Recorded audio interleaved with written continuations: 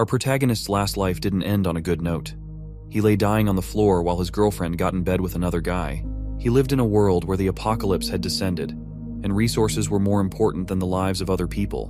But that's not going to be where things end for him. After his death, he gets reborn with the opportunity to rewrite his horrible life and take revenge on the people that once put him down. The world is already falling into chaos as a volcano erupts right in the center of a large city. A commercial bus races through the city carrying a few dozen people. A few days ago, the underwater eruption of Mount Fuji caused a massive earthquake that sent tens of thousands of people to their deaths. Today, even a smaller city has to be evacuated because of how intense the disasters are becoming. Through the streets of this city, a bus speeds towards the evacuation location. Inside the bus, a woman realizes that she was in such a rush to enter the bus that she didn't bring any evacuation supplies. Because of that, she will have to buy new things in Jiangnan City. The man beside her asks if she has seen the news. The goods in the Walmart and Ali warehouses in Jiangnan City have all been moved. In fact, that's old news because today, Dongming Lake in Shancheng dried up, and the Darundong warehouse has been emptied too. The woman speculates that the total value of all these supplies could be in the hundreds of billions, but it is in fact in the trillions. Another man behind her confirms that the loss of supplies and various natural disasters are just the surface of everything that's happening. The truth is that the world is coming to an end. The people on the bus are frightened by the sudden thought, but they don't seem to believe the strange guy. One of them even says that he's actually looking forward to the end of the world. In that scenario, all living beings will become equal. However, that's not true. The strange guy knows that even at the end of the world, there is no day when all living beings become equal. That's because he has personally experienced the end of the world himself in a previous life.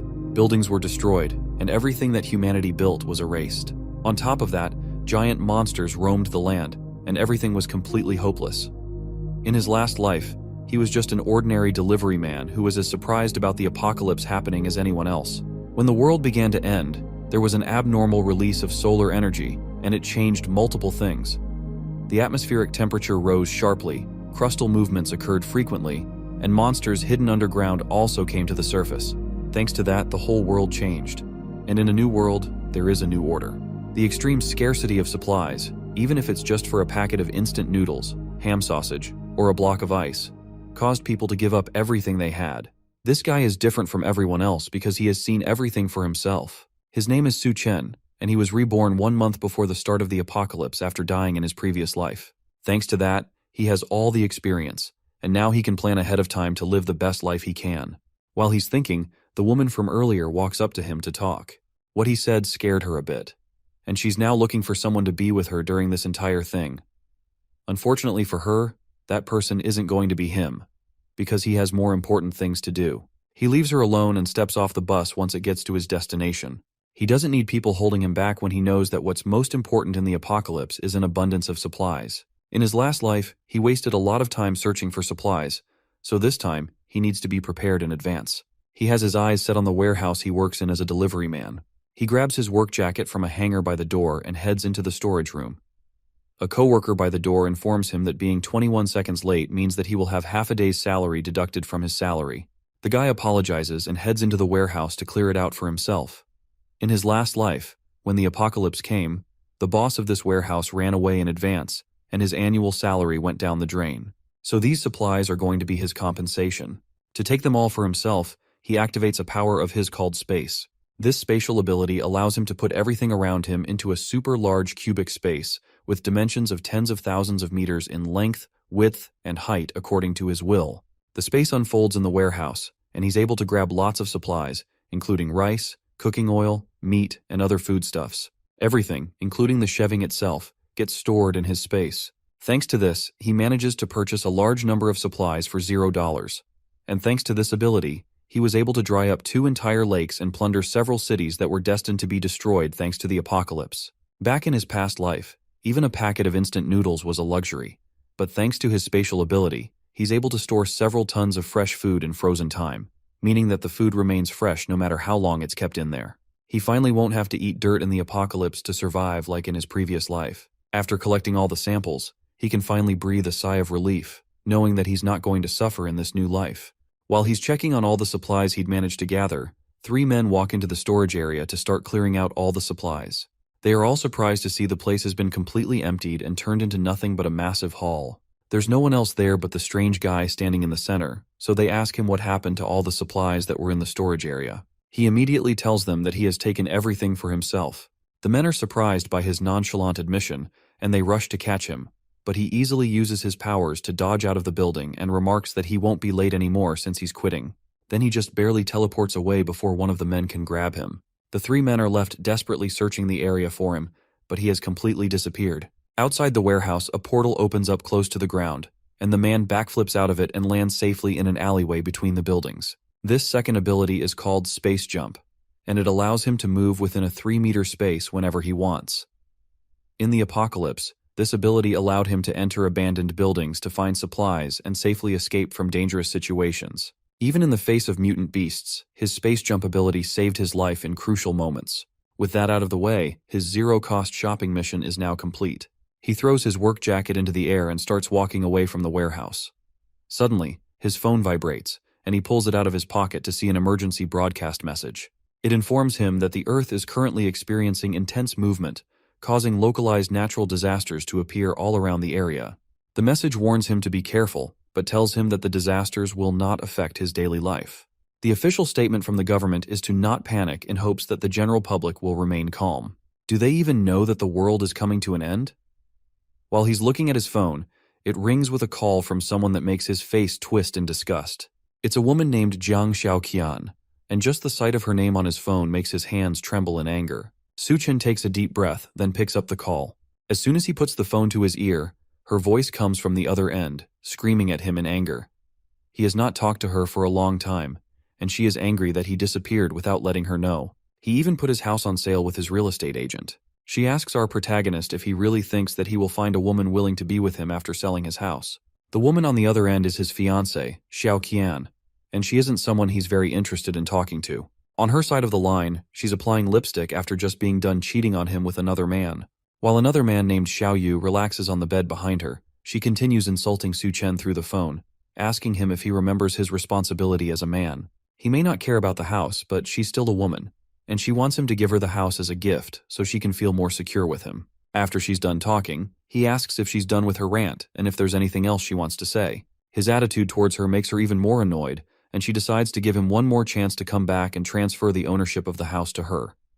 If he doesn't do that, then she will refuse to marry him. She tells him that she's on her way back to Chengdu, and that she hopes they will talk more when she gets there, but he ends the call without answering her. Xiaoqian spent 5 years with him in the apocalypse in his past life. He searched everywhere for supplies to feed her and brought her to a safe house, where he continued to take care of her. If it wasn't for him, she would have starved to death and died in the middle of the end of the world. Yet, even with that, she cheated on him multiple times with a violent man that beat Su Chen on multiple occasions, anytime he came back empty-handed. Xiao Yu also accused him of hiding all the good things from them and keeping it to himself. One day, Xiao Yu killed Su Chen in the very safe house where he took care of Xiaoqian right in front of her, then fooled around with her right in front of his dead body, all while calling him useless. She didn't seem to care, and told Xiao Yu that Su Chen died because he was incompetent, all while he slowly died in the corner and watched it happen with his last breath. He was wronged by her in his last life, and he made the mistake of entrusting her with his life once before. But this time, both Jiang Xiaoqian and the man she cheated on him with, Xiao Yu, are going to pay the price for everything they did to him. Our protagonist will make sure that they won't die easily, and that they'll experience the pain they put him through 100 times over. His hand shakes in anger at the thought of what they did to him, but he takes a deep breath and calms himself down. For now, he needs to continue his quest of finding enough supplies to survive through the apocalypse. The rest of the things he needs can only be bought with money, and because of that, he first has to figure out how to get the money in the first place. He calls his real estate agent named Manager Liu and decides to offer up his house for half the market price. His only condition is that he wants the money in cash, and he wants it right now. With the deal set up, he makes his way to Dream Real Estate to finalize the deal on his house. But when he gets there, he sees Zhao Qian waiting for him with Xiao Yu, who has a baseball bat. Su Chen isn't bothered at all and walks past them into the real estate building, but he's blocked by Xiao Yu, who angrily asks him why he dares to sell their house. Because of that, he'll make sure that Su Chen won't see the sun tomorrow. While the thug is talking, Su Chen reaches out and grabs him by the neck. Then he lifts the angry man off the ground before slamming him back on the floor. Xiaoqian jumps to try and protect her lover from her fiancé. While she pulls on his jacket, she starts yelling for someone to save them from a murderer. Su Chen wastes no time before backhanding her across the face, sending her flying onto the ground. She stares at him in shock, completely surprised that he would touch her at all. While that is happening, he continues choking Xiaoyu on the ground as he begs for help. Su Chen assures him that he won't die too quickly, then lets him go, causing the disgraced thug to back up in fear, desperately coughing. Xiaoqian goes to check on her injured lover while Su Chen steps past both of them and continues into the office. Xiaoqian still hasn't learned her lesson and orders Su Chen to kneel down and apologize quickly while she's not yet angry. If he doesn't do that, she threatens not to marry him again. However, her empty threats are stopped once he turns around and glares at them. They freeze in fear before both of them run away, leaving him alone to handle his business. Now that they are finally gone, he steps inside to meet the real estate agent, who offers him a glass of water. The older man looks incredibly excited to be talking to Su Chen about selling his house at such a low price. But inside, he considers Su Chen a fool for selling a house worth over $1 million for just half the price. With that kind of deal, he can make a huge profit from a quick turnaround. Thanks to that, he agrees to make the full payment immediately and hands Su Chen the contract to sign. With that done, Su Chen walks out of the office with almost $1 million added to his bank account. Although various natural disasters are happening, Chengdu, where he lives, is an inland city far from the earthquakes, tsunamis, and volcanic eruptions happening throughout the rest of Asia. Adding to that, the government is officially trying to keep the public calm, so there is still a sense of normalcy in the area, and society is still functioning well. As he thinks about his next step, he passes a flyer advertising fast and high-interest loans. That gives him an idea, and he makes it his next step to get even more money by mortgaging his property with a property certificate. That leads him to Great Sea Loans, where he meets a large-bodied man smoking a cigarette. This man is Wang Dahai, Xiaoyu's older brother. In his past life, this man died in the mouths of mutant beasts pretty early into the apocalypse. Dahai notices that his house isn't worth very much. Su Chen only wants to know how much he can borrow even with his low-value house. The big-bodied man offers $500,000 for the property, as long as he also leaves the property certificate with him as a show of faith. Su Chen demands an extra $100,000 be paid to him immediately, and they will have a deal. He slams the property certificate on the table and stares straight at the man in front of him, while also promising to gather the money in a week. That way, he can make a profit from their exchange and pay everything back at once. Dahai is interested in this offer, and it seems that Su Chen is also a gambler. As long as he's involved in the trade and there could be a profit, Dahai thinks he might even sell his own parents. The older man thinks Su Chen is stupid for believing he can turn his life around in a single day. He has no idea just how far this plan of Su Chen's goes. Dahai smiles and takes a long puff of his cigarette as he contemplates the offer. He tells Su Chen that he'll agree to the terms as long as he mortgages the property certificate with their company. If he does that, everything else will be negotiable. After a long conversation, Su Chen walks out of the office with over $500,000 transferred to his bank account for the second time that day. Now he has all the money he needs to continue buying supplies in preparation for the end of the world. Meanwhile, Xiaoqian and Xiaoyu stumble through a park after they have finished running away from Su Chen. The other man is still out of it after being choked in the street and nearly dying. As they step out of a taxi, Xiaoqian continues to complain about Su Chen. All she wants is the house that they both own, and there's nothing wrong with that according to her. Yet despite her simple request, Su Chen laid his hands on her, and she can still feel the pain of the slap he gave her not too long ago. For that, she wants to make sure that he pays the price no matter what. Xiaoyu agrees as well, still holding his neck in pain from what Su Chen put him through. He'll make sure Su Chen pays the price. He already plans to ask his older brother to take him out. As they're talking, they notice Su Chen once again casually walking down the road, heading to his next destination. Xiaoqian and Xiaoyu are surprised to see him casually walking down the road in front of them after everything he had done. They decide to follow him and see what he has been up to that has made him so cocky. Su Chen, however, is searching for the next major grab of resources before society collapses. In his memory, many commercial buildings collapsed under the impact of seawater backflow and rapid freezing in severe cold. However, the Green City Hotel withstood all the natural disasters down to the very end. Because of that, he heads there next to figure out how he can take advantage of that.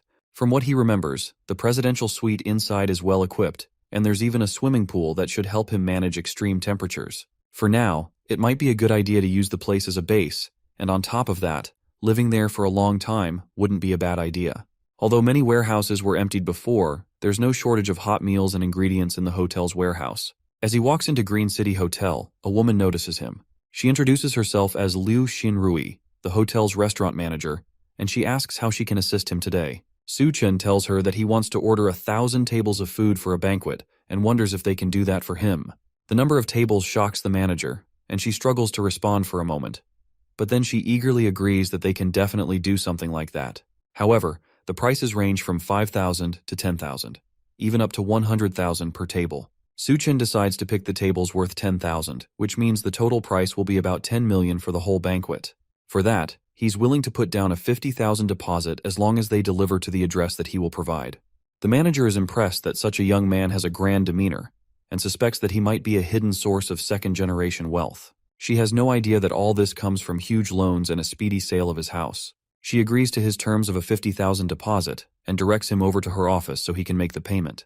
Just the cost of the ingredients for the banquet alone is estimated to be 50,000, but being able to connect with rich people means that she has to be smooth with negotiation. As they walk to her office, she asks Su Chen if he's getting married anytime soon. Since he has no other excuse for why he would need a huge banquet, he decides to go along with the story that he's getting married, and that's why he needs everything. In the meantime, he also asks her to book a presidential suite for him to stay in. With negotiations done, Su Chen walks out of the hotel, happy that he managed to get 10 million worth of dishes settled for a 50,000 deposit. As for the final payment, by the time the scorching post-apocalyptic world hits, even a single block of ice will be worth billions. The woman inside is also happy with the deal and the fact that he booked the presidential suite. She thinks that he's doing all of this for his honeymoon, and that whoever marries him must be truly fortunate. While she sits and thinks to herself, Xiaoqian walks into the hotel and asks the manager about Su Chen. Manager Liu doesn't immediately answer her and first asks who exactly this newcomer is. Xiaoqian answers that she's Su Chen's girlfriend and wants to know what he was doing there.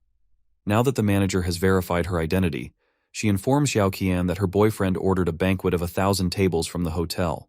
She even tells her that having a boyfriend like him must be amazing. Meanwhile, in her mind, Manager Liu thinks this girl is only a 7 at best, and it seems like her temperament is way too high. Rich people always seem to like these types of girls. The two are shocked that Su Chen could order a 10 million budget banquet, and they don't believe him at first.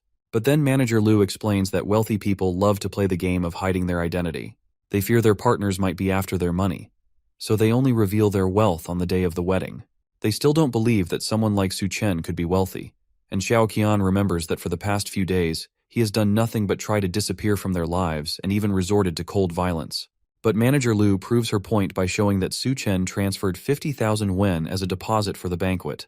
The two leave the hotel to think about the new information they've found. Why would Su Chen order so many tables from a fancy 5-star hotel?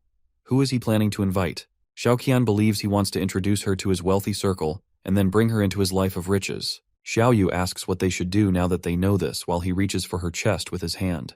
She slaps his hand away and realizes that she needs to create opportunities for Su Chen to get back with her as soon as possible. In her mind, she starts imagining a life of wealth and luxury, where she's dressed in fancy clothes, living in a luxurious house, surrounded by maids and butlers catering to her needs. Just the thought of that alone makes her drool, and she can't believe that she would see this kind of opportunity with someone like Su Chen. Su Chen returns to his old home to continue planning his zero-cost purchase, which at this point was pretty much just stealing since he didn't plan to return anything that he had taken so far, or to pay for any of it either. During his raid, a lot of essential items hadn't been bought yet, and the remaining money was just not enough to cover the costs. So he resorts to another devious method to get money.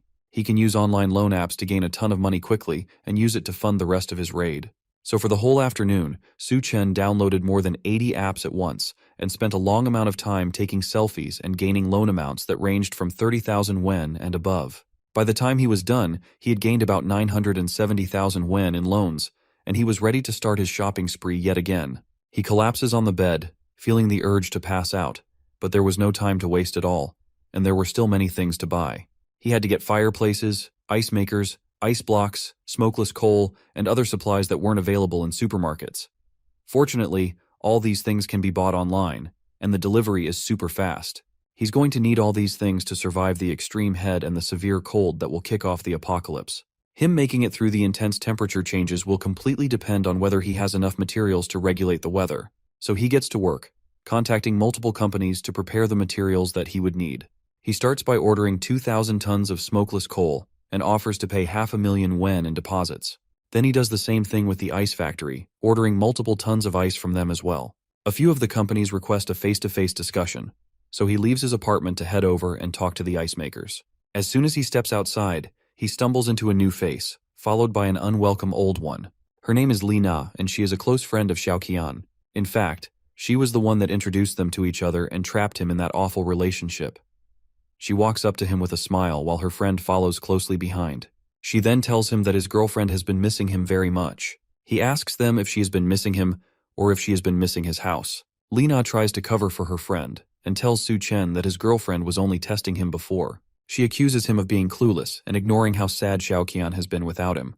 The gold digger of a girlfriend takes the opportunity to latch onto Su Chen's arm and plead with him. She asks him to accompany her for a walk and apologizes for scolding him yesterday in hopes that he won't be mad at her. The act doesn't impress him at all, and he pulls his arm away, telling her that he's busy and she should go and take a stroll by herself. Xiaoqian is surprised that Su Chen is acting so arrogantly, but Lina snaps her out of it and points out that he's taking a taxi somewhere. This might be her final test, so she encourages Xiaoqian to follow him in a different taxi and see where he goes. Su Chen makes his way to the ice factory to meet with the manager and place his order.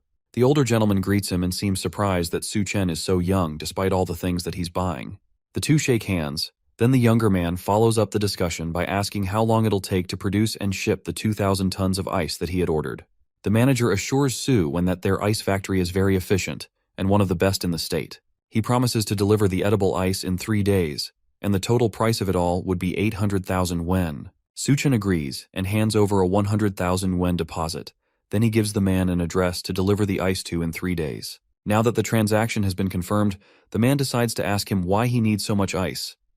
Was there some sort of large-scale event happening somewhere? If he is a regular organizer, then they could partner more in the future. He was somewhat correct, since there is definitely a large-scale event happening soon, but Su Chen can't just casually tell him that. So instead, he lies that he plans to donate all the ice to the Alishan for charity. The manager is surprised, but at the end of the day, an 800,000 yuan deal has been settled immediately at the entrance. That young man must really be something. As he watches Su Chen's taxi drive away, another taxi pulls up, and he wonders if this is someone else here for business without an appointment. Xiaoqian and Lina step out of the taxi and walk over to talk to the manager. Xiaoqian tells the boss that Su Chen is her fiancé, and she wants to know what they were talking about. He doubts her a little and wonders if this is some sort of detective play, but he still tells her that Su Chen had ordered 800,000 yuan worth of ice from his company. Xiaoqian and Lina nearly scream at the mention of that, since this pretty much confirms that Su Chen must be some sort of second-generation super-rich personality. No one in their right minds would spend that much money on just ice. Lina desperately asks what Su Chen wants to do with so much ice, and he tells them that Su Chen plans to donate it for charity. Of all the responses they expected, they definitely were not expecting that. Back with our protagonist, Su Chen has now purchased all the items he would need to survive in the apocalypse, and now he decides to enjoy the little time he has left before the world descends into chaos. In his last life, he was too busy working to ever think of doing anything in luxury. Even going to a small cafe was out of the question for him since he was so preoccupied. So he decides to go to a fancy restaurant to relax and enjoy himself.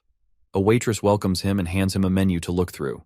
There's a lot of delicious foods like butter chicken, naan, and smoked steak, with each item on the list needing him to spend up to 4 digits. One menu item in particular catches his eye, and it seems to be a mystery item that costs 17,000 yuan. He asks about it, and the waitress confirms that it's a meal personally crafted by the head chef of the restaurant.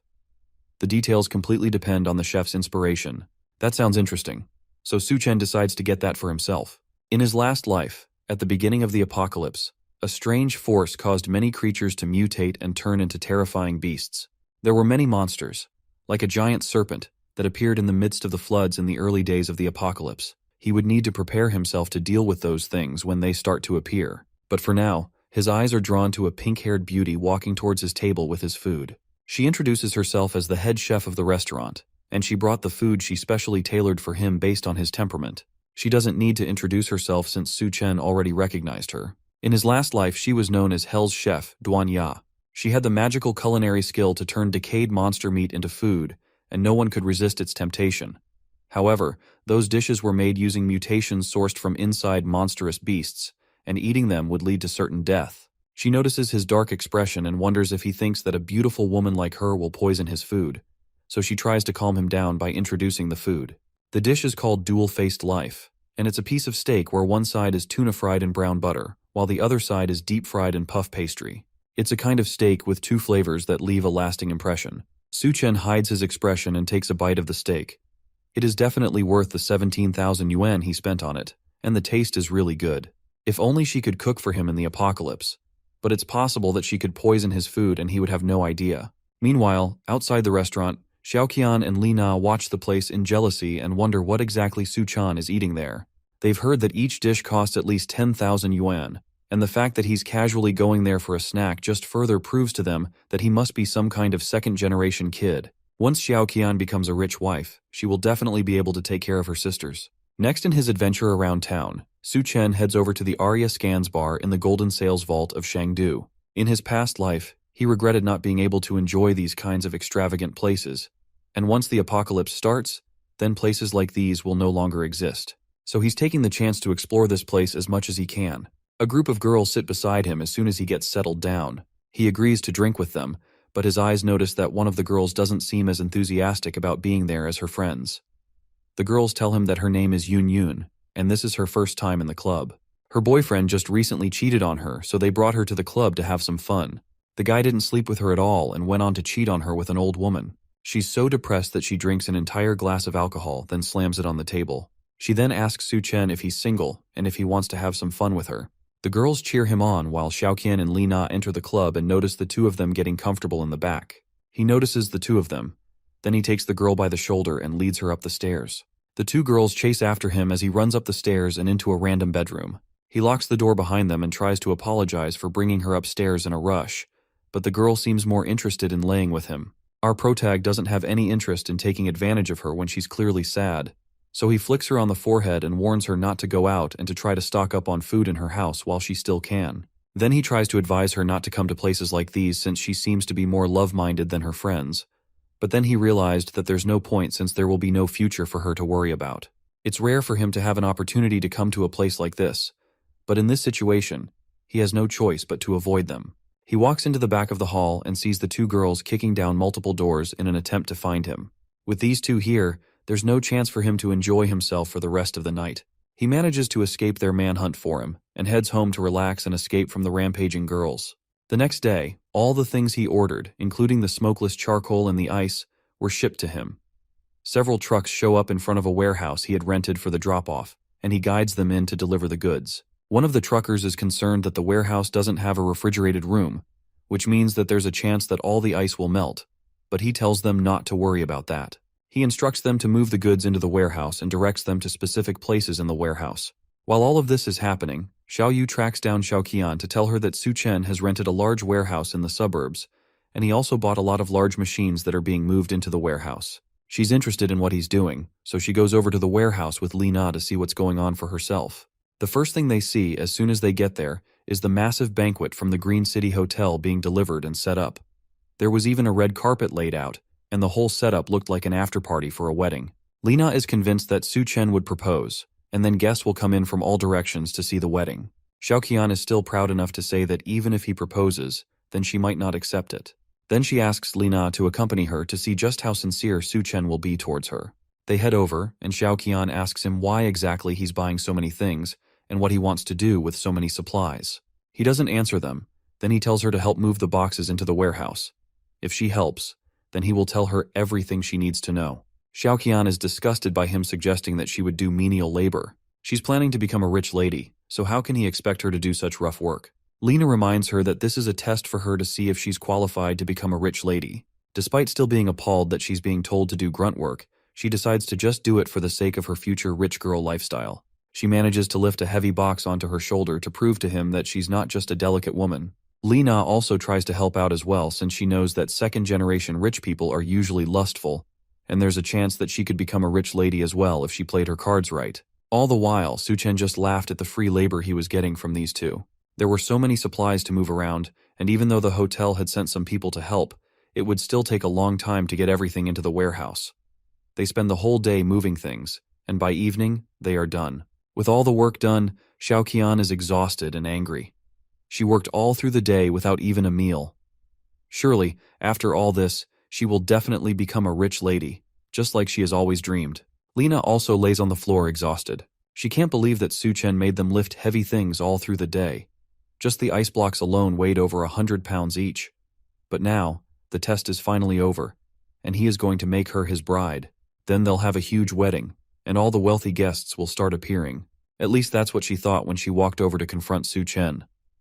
The man is busy paying all the workers huge sums of money as thanks for their hard work. Then he promises to settle the remaining bill during the week according to their contract. The workers all sing in appreciation before leaving, while Xiaoqian leans against a door, waiting for him to propose to her. Suchen walks past her and heads towards the warehouse. On his way, he thanks her for helping but tells her that she isn't getting any pay for her work, then tells her to leave. Xiaoqian desperately asks him to stop playing around with her. There had to be guests coming to see them start their good and happy married life. That's what all these preparations were for, right? Suchen is amused by her thoughts of a good life. He almost wishes that their happily ever after would come. But now, not only did he sell his house, but he's in a ton of debt from the multiple loans he has taken out to buy all this stuff. Lina yells in surprise behind them. That had to be impossible. He bought over 10 million yuan worth of food from a restaurant, as well as tens of thousands of other supplies. How could he be broke after all of that? Suchen decides to lie that there's a big boss who wanted to do a good deed, so he decided to help out. The boss wants to bring people from charity together and give them food and supplies. Xiaoqian can't take it anymore and lunges at him. She screams that he lied to her, and he has been leading her on this entire time. But our protagonist easily dodges the attack and tells her that he never lied to her. This entire thing was just her delusion, and she was left thinking something that wasn't true. She continues yelling at him while she lays on the ground. She thought he was a second-generation rich man, but now that she knows that he's broke, she tells him that he can forget about marrying her. That's completely fine with him since no one would ever care about a gold digger like her. That sends Xiaoqian over the edge, and she storms off, vowing that he will regret everything he has done to her. Lina follows behind, but not before warning Su Chen that he's finished. Su Chen is not even slightly worried about the empty threats. In the apocalypse, the only people that will regret anything are them once the apocalypse starts. With the two nuisances gone, he locks himself in the warehouse and looks at the mountain of resources that he has managed to gather. Now all he has to do is wait for the apocalypse to descend. He opens up his infinite storage and stows them away for later. Now, with all of that done, he goes back to the Green City Hotel to enjoy another relaxing meal while waiting for civilization to collapse. As he's relaxing in the hotel lobby with a nice meal, a loud group of people walk in, and they're all people that he recognizes. Dahai tells Xiaoqian that all she has to do is follow Xiaoyu to find the good life that she has been looking for. In Chengdu, his words still carry a lot of weight, and he will be able to take care of her. The younger man takes the opportunity to tell her that he will make sure to make up for the bad treatment that Su Chen gave her. He tells her that she should have dumped the abuser a long time ago to be with him. Xiaoqian falls for all of it immediately and allows him to hold her while they walk into the hotel. Then Xiaoyu assures her that his older brother will do everything he can to make sure that they take revenge on Su Chen for her. To her, Xiaoyu isn't that bad, and his big brother is quite wealthy as well. Being with him will be better than being with a bootlicker like Su Chen.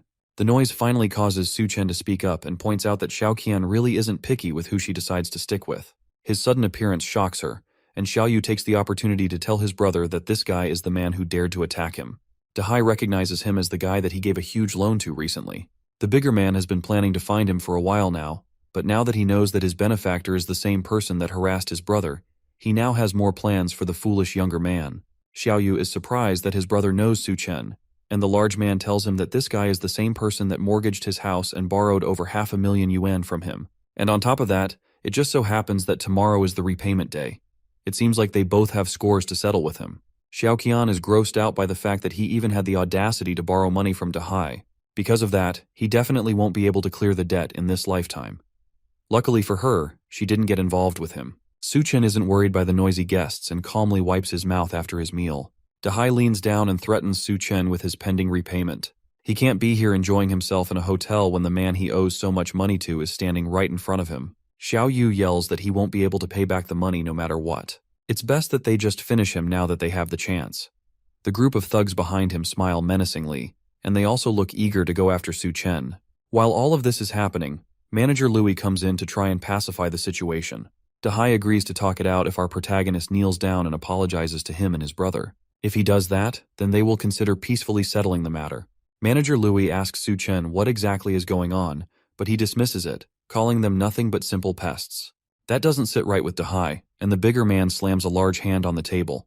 He had been giving our protag basic respect since, but today, he's definitely finished. Nothing he does today will be able to save him from what's about to happen.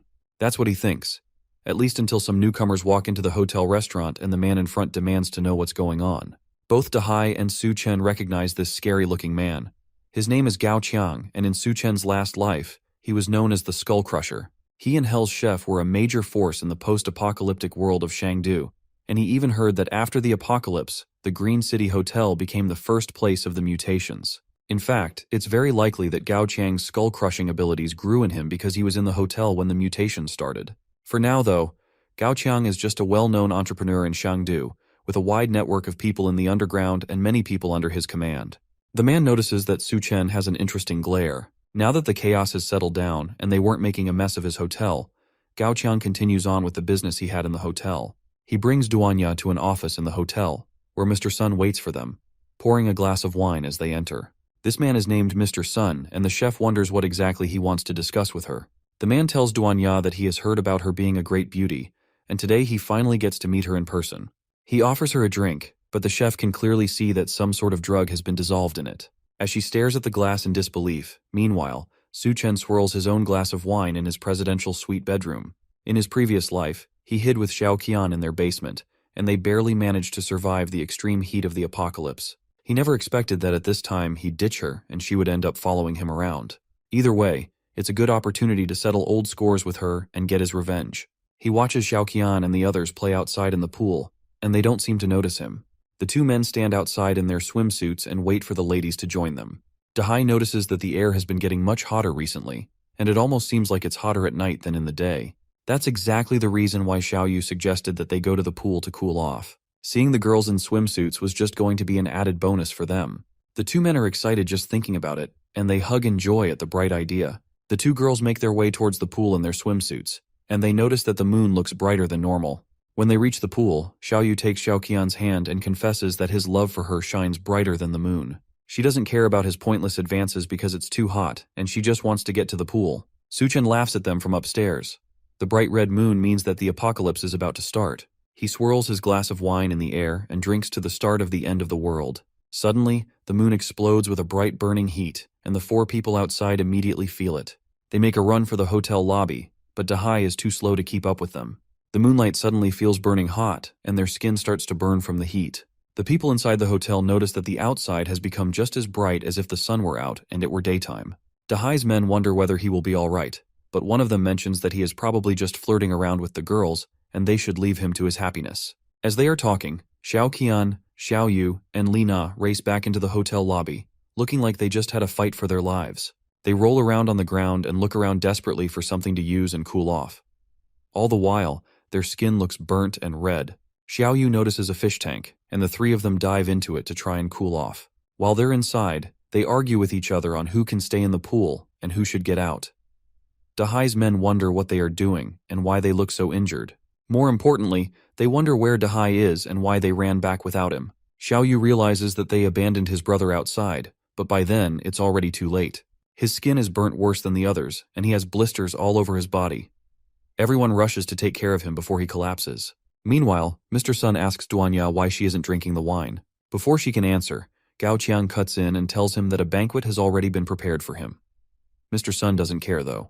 He's only concerned by the fact that Duanya didn't drink what she was offered. Nobody in Shangdu dares not to drink the wine he pours.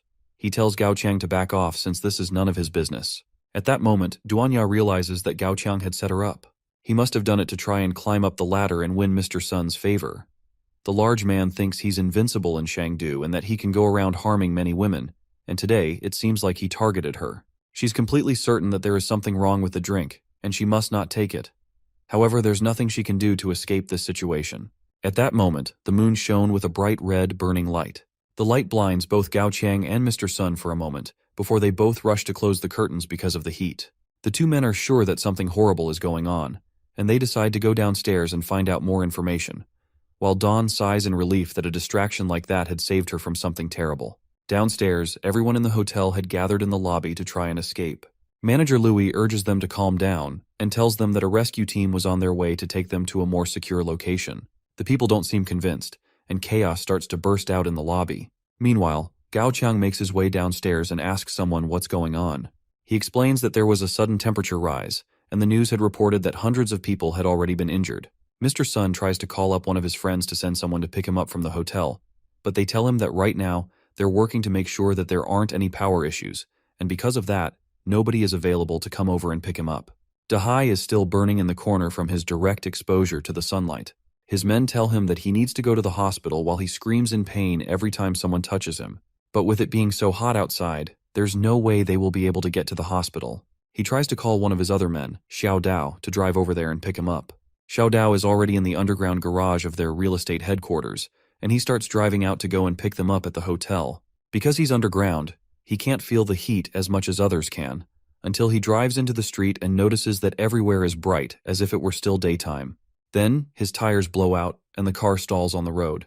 He's forced to step out of his car and run back to the building. He calls Dahai to tell him about the car blowing out, but his attention is diverted to something more painful. His shoes were dissolving with every step he took, and he tripped, falling to the ground. He opens his eyes and sees that there is a completely melted and dissolved body lying beside him. He screams and tries to get up, but his skin sticks to the floor as he does. The heat had already melted most of his face and stuck him to the ground. Back at the hotel, all that Dahai and his crew can hear are loud screams coming from the phone as the heat roasts Xiao Dao on the ground. While all of this chaos goes on downstairs, Su Chen sleeps comfortably in a nice, well-air-conditioned room, without a care in the world. Almost immediately, breaking news reports circulated on the TV, warning people that the weird temperature anomaly had already taken nearly 100 lives. It advised people to stay indoors to prevent skin and respiratory burns. The heat is so powerful that not too long later, the city's power grid blows up, leaving everywhere without electricity. Dahai continues trying to call back the driver, but the line never connects. It seems like Dahai is no more, and on top of that, all the other rooms in the hotel have been fully booked. Dahai and his group had to resort to taking the last room available, which they will have to share with Xiao Qian and Li Na. The two girls are not pleased about this at all, and they complain that they will need a separate room. While they're arguing, the power goes out, which means that the air conditioning also stopped in the hotel, causing the building's temperature to rise rapidly. If they don't leave the room, they'll suffocate from the high temperature. While the men struggle to take off their clothes and try to find a way to cool down, Xiao Qian remembers that Su Chen had booked the presidential suite, and it even had a pool. If they kicked him out, they could take over the place for themselves. Su Chen himself enjoyed the night by swimming in his room's personal pool. In his last life, the city's electricity had hidden dangers due to improper maintenance. No matter how much manpower was invested, the city's electricity still exploded despite everything they tried to do. Because of that, all the users connected to the city's electricity were affected. That's why he specifically chose a room with a pool, and he also prepared multiple vertical air conditioners with large backup batteries to ensure that the room stayed at a reasonable temperature. He uses his spatial abilities to summon some of his stored ice, as well as a large table of food to enjoy himself with. It's only the first day of the apocalypse, so he's planning to start it with a simple breakfast. As he's about to start eating, a loud knock comes from his door. He opens it up, and the men and girls outside immediately notice that inside the room is so cool. As soon as he opens the door, they notice the lineup of air conditioners and the multiple blocks of ice that are keeping the room cool. The women shout at him for being selfish and enjoying all this luxury while they roast outside. They try to force him to leave the room for them, while Dahai reminds him that he owes a lot of money to his business. In order to pay back the interest of the past few days, all he has to do is give up the room to the older man. Otherwise, he will throw our protag out by himself. Su Chen is having none of that and pulls out a gun as self-defense before firing a shot right at Dahai's stomach. He warns them that if they take one more step forward, then he will take another shot. The sight of a gun causes them all to freeze while Dahai stares down in shock at the bullet wound in his stomach.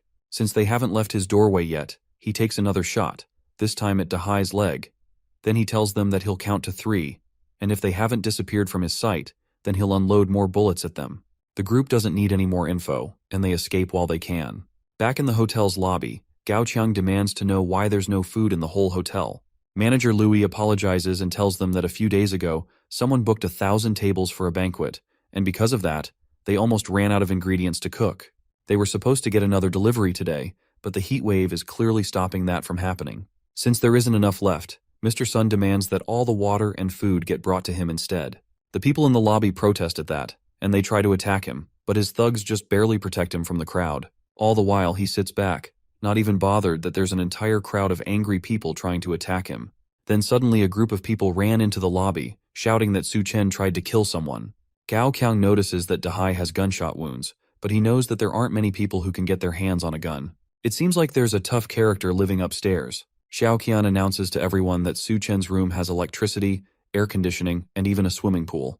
That catches everyone's attention, and she verifies that she saw it with her own eyes. There was even lots of food and ice cubes, which made the room seem like heaven compared to the sauna that was in the hotel lobby. The crowd rallies together and makes their way upstairs to confront Su Chen, and Dahai orders his men to follow them and make sure that Su Chen gives up his room no matter what. The crowd reaches the door to the residential room, and when Su Chen opens the door, they get a taste of the cool air in the room. They all beg him to allow them to stay in his room, while a kid peeks his head into the room looking for the fried chicken that Xiao Qian had mentioned. Once he spots it, he runs into the room in a frenzy, desperate for a taste of the food, but a food to his stomach sends him flying back into the crowd. That causes the crowd to go into a frenzy since he kicked a child. They determine that someone like him doesn't deserve to stay in such a luxurious room. They try to rush at him, but he pulls out the gun and shoots blindly into the crowd, taking out one of the people standing at the back. As the man drops dead to the floor, he reminds them that he may be alone, but they only have one life. Downstairs, Xiao Yu screams out once he notices his brother is outside, lying down in the scorching sun. The rest of his brother's men hold Xiao Yu back from running outside, as his brother is already long dead. His wound was already infected and rotting, and because of the high temperature and there was no medicine to treat the wound, the man passed on. Xiao Yu knows exactly who to blame for this, and it's the man that shot his brother in the first place. The man himself is currently being seduced by Xiao Qian and Li Na, who are trying to remind him how much she loves him. They tell him that he couldn't shoot them, and he was just trying to scare Dahai and his crew. They beg him to let them in, and if he does, they will do whatever he wants. He sees how desperate they are to be with him, and finally decides to let them in. Before they can do so, Xiao Yu charges through them, aiming to kill Su Chen and take revenge for his brother. That causes Su Chen to declare that anyone who crosses his door will die, before he brings out a baseball bat and sends Xiao Yu flying with one hit. He flies back, knocking into the two women behind him and sending them all down to the ground. Now that they've seen his violence for himself, the two girls don't want to go anywhere near him, so he tells them to get lost in his sight. They drag the knocked out Xiao Yu away, and he glances up at the armed surveillance system that he mounted up beside the door. If they hadn't left, they would have died, regardless of if they managed to take him out in the process. Outside, a cargo of armed military vehicles drives down the burning streets towards the hotel. The tires have been modified into treads, and the windows have been insulated to make sure that the rescue team can survive the journey to the hotel and back. One of the vehicles parks in front of the hotel, and some armed men in insulated suits step out and enter the hotel lobby. They ask if Liu Zhengguo from the academy is in the building, and he steps out from the crowd towards them. The rescue team is there for him, and only him, and they give him the insulated suits to put on so he can leave with them. Professor Liu is a geological expert, and he will be able to play an important role in stopping the disaster. The rest of the people in the lobby yell out in protest, because they are trying to rescue only one person instead of the crowd of people that were also trapped in the hotel. One of the men announces that the authorities have already launched a separate rescue operation that will take place at midnight, which is the coldest time of the day. Once nighttime falls, they can all make their way to Silicon Valley Plaza, where they will find the rescue point. The others in the lobby celebrate that they will soon be rescued, but not everyone is satisfied. Mr. Sun rushes towards one of the insulated guards and demands that they give him an insulated suit so he can leave with them, but the guard is easily able to restrain him. With no other options, he orders Gao Chang to snatch up one of the insulated suits for him, but they can't move with several guns pointed at them.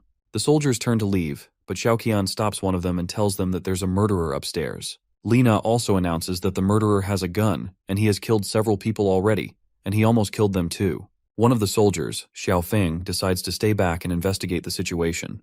The other soldiers warn him not to be too impulsive and to focus only on completing the mission, but he declines and assures them that he will contact them after dealing with the situation. He heads up the stairs, and Xiao Qian celebrates the fact that after Su Chen is shot dead, then she will be able to stay in the room and wait for rescue. Xiao Feng sneaks up to the presidential suite, but then he notices a camera watching him through a plant in the corner. Before he can process it, the door opens, and two bombs are thrown out. The first is a flash bomb, which immediately blinds him. Then the second is tear gas, which causes him to cough uncontrollably. While he's trying to regain his senses, Su Chen sneaks up behind the soldier and hits him with the baseball bat, knocking him out cold. He wakes up a little while later, tied to a chair and still feeling the effects of the gas and the blow to his head. And the first thing he notices is that the place is very cool. Then he sees Su Chen looking at his military ID while holding his gun. He also realizes that he has been stripped down to his underwear, and all his armor has been taken as well. Now that he's awake, they can talk. But the soldier is more interested in how an ordinary guy got so many ice cubes and air conditioning. He's also curious about how he got access to so many weapons and flash bombs. Su Chen tells him that he's a recent graduate, and he got the guns and everything else during a trip to the Middle East. The story is completely unbelievable, but But there's nothing our protagonist can do to change that, so he instead switches to asking more important questions. Suchen wants to know if the government has set up rescue points for citizens to go to in the morning. The soldier is shocked that he knows about that, but Suchen doesn't ask, and instead he explains that being exposed to the moonlight for more than 10 minutes can lead to fainting, and this will cause many people to die on the way to the rescue. Xiaofeng knows this, but there's no other way to save people. They have established safe zones and modified rescue vehicles in the area, and all they need is for the residents to reach the rescue point on their own. All they need to do is to wear some sort of insulated blanket, and they should be able to survive the walk to the rescue point. Suchen places a hand on his shoulder and goes behind him with a gun pointed at the back of his head. The soldier begs for a moment for our protag not to kill him, but Suchen cuts the ropes and sets him free. He respects the soldier's work and decides to let him go, but not before warning him about the mounted guns on the ceiling. If anyone comes after him again, those guns will activate, and no one will survive except him. He understands and decides to leave peacefully, but not before all his guns are confiscated. The people in the lobby notice that the soldier left without telling them anything except advising them to wear insulated blankets while they head to the rescue point. Mr. Sun slaps Gao Chang in anger and blames him for everything not going his way. The others wonder just how long they will have to deal with the annoying man, but they have no choice for now. Once the rescue team has taken them in, they will need Mr. Sun's connections to live comfortably. Suchen watches from the shadows and asks if Gao Qiang wishes to restore order even in times like these. The two men immediately become hostile once they see him, but he calms them down by telling them that he is only there to make a deal. To calm them down, he shows them a bucket filled with edible ice cubes. The two men go wild for the ice cubes, and one of them suggests that they kill Su Chen and go get more ice from his room. Su Chen politely counters that idea with an assault rifle to the throat. Gao Qiang seems to have more common sense and suggests that they make a deal with him instead. Thanks to that, Su Chen agrees to give them both some cubes of ice while they negotiate. The other man wonders just what is in our protagonist's room when just a cube of ice feels this good. Gao Qiang decides that for now they'll agree to his demands, then they'll look for a way to kill him later. While they're enjoying the ice, Mr. Sun notices them enjoying the ice cubes and attacks Gao Qiang for it. The bigger man tells his subordinate that he better bring out better stuff next time, else he will be dead meat. Then he takes the bucket of ice cubes and enjoys them for himself. As he's eating, he notices Duan Ya in the corner, still fully dressed in her suit despite the fact that everyone else has stripped down because of the heat. She glares at him while he mocks her for being too modest, but that only causes him to grab her by the hand and try to pull her away because he's in the mood. She pulls back and slaps him across the face for touching her, and he retaliates by ripping apart her suit jacket in anger. Then he threatens to have his way with her right there in the hotel lobby for everyone to see. With her jacket gone, he notices that she's actually soaked with sweat, and he offers to take the rest of her clothes off. That's the last straw for Gao Qiang, and he finally stands up to the large man. Mr. Sun is frightened by the voice for a moment, but he turns around angrily and asks Gao Qiang if he really understands who he's talking to. However, Mr. Sun doesn't realize that he's talking to a man who doesn't care anymore. Gao Qiang takes a knife from his back and jabs it into the larger man's neck. The people in the lobby freak out now that another person has been killed. Gao Qiang tells them that Su Chen is right. The world is ending, and people like Mr. Sun need to die along with it.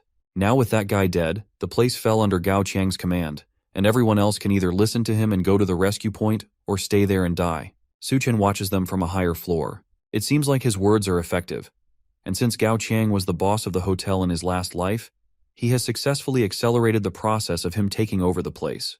Later, the new boss of the Green City Hotel enjoyed a large drink from the bucket of water that Su Chen had given him earlier. Both Li Na and Xiao Qian beg at his feet for him to give them a little water out of it in exchange for anything he wants. He throws the water at them and tells them to follow him so he can have them do whatever he wants. As the two women fight for the water on the ground, one of Gao Qiang's men asks if he doesn't plan to head to the rescue point. The boss disagrees and tells them that since it's doomsday and they want to survive, then they have to rely on themselves. The rescue point is a kilometer away, and if they don't make it there alive, then it's certain death. Since they are low on supplies, then they should not be taking freeloaders with them. Gao Qiang agrees with that fact, and he decides to take a page from Su Chen's book by keeping them as cannon fodder. Once midnight hits, it's time for people to start heading towards the rescue point. Several people wrap themselves in blankets and leave the hotel towards safety. Ever since Gao Qiang took control of the supplies, the rest of the people in the hotel haven't been given any food or water. Staying in the hotel would be certain death, but if they head to the rescue point, then there might be a slim chance of survival. The large group of people walk along the empty roads with boards tied to their shoes, but even with that, the heat is still almost too much. One of the survivors trips on the boards and falls down on the incredibly hot asphalt. She immediately melts on the ground while the other survivors continue on without her. At a time like this, no one knows if they will be able to survive, so there's no time to worry about others, even if they are family or loved ones. Xiaoqian and Lina wrap themselves in and get ready to leave the area as well. In the hotel, they only have enough snacks for about 2 days, so they're especially excited to reach the rescue point and eat as much as they can. But before they can leave, one of the men rips the towel away from Xiaoqian. He tells her that Gao Qiang gave them food, so they shouldn't be so quick to leave. He tells them to have some fun with him instead of leaving as he rips Xiaoqian's clothes. The two of them beg him to take them to a room first before they start having fun, all while Su Chen watches everything from the top floor. In his last life, he went to the rescue point with the others, but no one told him to bring a blanket. So even though it was only a short kilometer, many people died on the way there. At least with his advice from earlier, more people should be able to survive the trip and make it to safety. Meanwhile, the two girls continue to beg the man to let them have some privacy, but he laughs at them and asks what they are even afraid of. It's not like there are ghosts in the area. As he says that, 2 zombies break through the glass into the hotel lobby. Gao Qiang and the others in the lobby scream as they walk slowly towards them, and Xiaoyu wonders if they will also get turned into zombies if they get bitten. Gao Qiang grabs the other man by the neck and throws him at the zombies as a distraction, and his skin burns as soon as they touch him. After seeing all of this, Su Chen finally decides to join in on the action. He heads downstairs with a katana on his back and tells the other people to move aside. They're surprised that he wants to deal with those things by himself, but Gao Qiang tells them to watch and let him do what he wants, and once he kills them, they will kill him. Meanwhile, Su Chen watches the zombies as they growl at him. In his last life, corpses that get exposed to sunlight will mutate, but they aren't actually zombies, which means that they won't spread the virus. He calls them drought demons, and they are similar to monsters of the same name in a popular Chinese mythological creatures book. These drought demons actually retain some memories and attachments from when they are alive, and in Mr. Sun's previous life, he was killed by Gao Qiang, which should make him hold on to the desire for revenge, which in turn made him into a drought demon. So because of that, the zombified Mr. Sun completely ignores Su Chen and runs over to kill his murderer instead. As for Dahai, he died from the bullet wounds that Su Chen gave him, so he rushes towards our protagonist instead. The large drought demon lunges a clawed hand at the smaller man, and he's easily able to dodge. Then he rushes towards the other drought demon and brings his katana down, straight through Mr. Sun's head, slicing the drought demon completely in half. As he dies, a small purple crystal comes out of his body and floats in front of Su Chen. In the last apocalypse, where Gao Qiang was the leader of the Green City Hotel, he must have gotten his powers after killing Mr. Sun in his last life as well. That means that the crystal will always appear inside Mr. Sun. This is the crystal nucleus that can give normal people superhuman strength. Now it belongs to him, and he can use it to greatly improve his abilities. He barely even has a second to grab it before Dahai rushes towards him in blind rage. Instead of fighting him, Su Chen leaps over the rampaging drought demon and lands safely on the stairs. Now that he has what he came down for, the rest is up to Gao Qiang and the others downstairs. With no other choice, the boss grabs Xiaoyu by the neck and throws him towards Dahai. That manages to knock the man and his zombie brother into their supply of water. Then he yells for the others to find weapons and attack. Meanwhile, Su Chen pours himself a drink and dissolves the crystal in it. In his last life, these crystal nuclei occasionally appear in the skills of drought demons and other mutant beasts. They are extremely rare, and it only appears inside everyone in 100. To get the power from them, one has to clean the crystal nucleus thoroughly, then swallow it directly. Once the crystal is fully submerged in the drink, he downs the entire thing in one gulp. The effects show immediately, and his body bursts with so much power that his clothes immediately explode. He screams out in pain as his eyes grow red before finally collapsing naked on the floor. Downstairs, it seems like the zombified Dahai is dead. Gao Qiang stomps on his head in anger and yells for it to move, but it lays motionless on the floor. Killing it also took out their last source of water. Without any water, Lina decides to try and escape to the rescue point, but one of the men grabs her and says that he will cut off her legs if she tries to run again. She begs him to let her go since, without water, everyone there will die of thirst anyway. Then she tells them that if they let her go, she will tell them a way to deal with Su Chen. That interests them, and they urge her to speak before they kill her. She tells them that Xiaoqian is Su Chen's finance, and if they attack her at Su Chen's doorstep, then he will definitely open the door so they can ambush him. The men agree with her, and Xiaoqian is shocked that her own sister would suggest using her as bait. They turn to grab the ex-fiancé, and she tells them that she will cooperate with their plan. But first, they need to find her some food. She specifically wants some meat. That's not possible since the meat in the electric fridge has already spoiled, but Gao Qiang has an idea. He gives her a knife while the other men gather and hold down Li Na. Then he tells her that if she wants meat, then it's up to her. Xiaoqian catches on quickly and realizes that they want her to eat her own sister's flesh. She thinks about it for a moment, then turns to Li Na menacingly while holding the knife. Li Na starts screaming as Xiaoqian walks towards her. She tries to beg and remind her that they are sisters and that she shouldn't do this. The other woman doubts her words and if they are really sisters, since not too long ago, her so-called sister had suggested that they use her as bait. Without even thinking about it, she takes Li Na by the neck and stabs the knife into her stomach several times. As she brutally murders her sister, even Gao Qiang and his men watch on in surprise as she tells her dying sister to blame herself for this happening.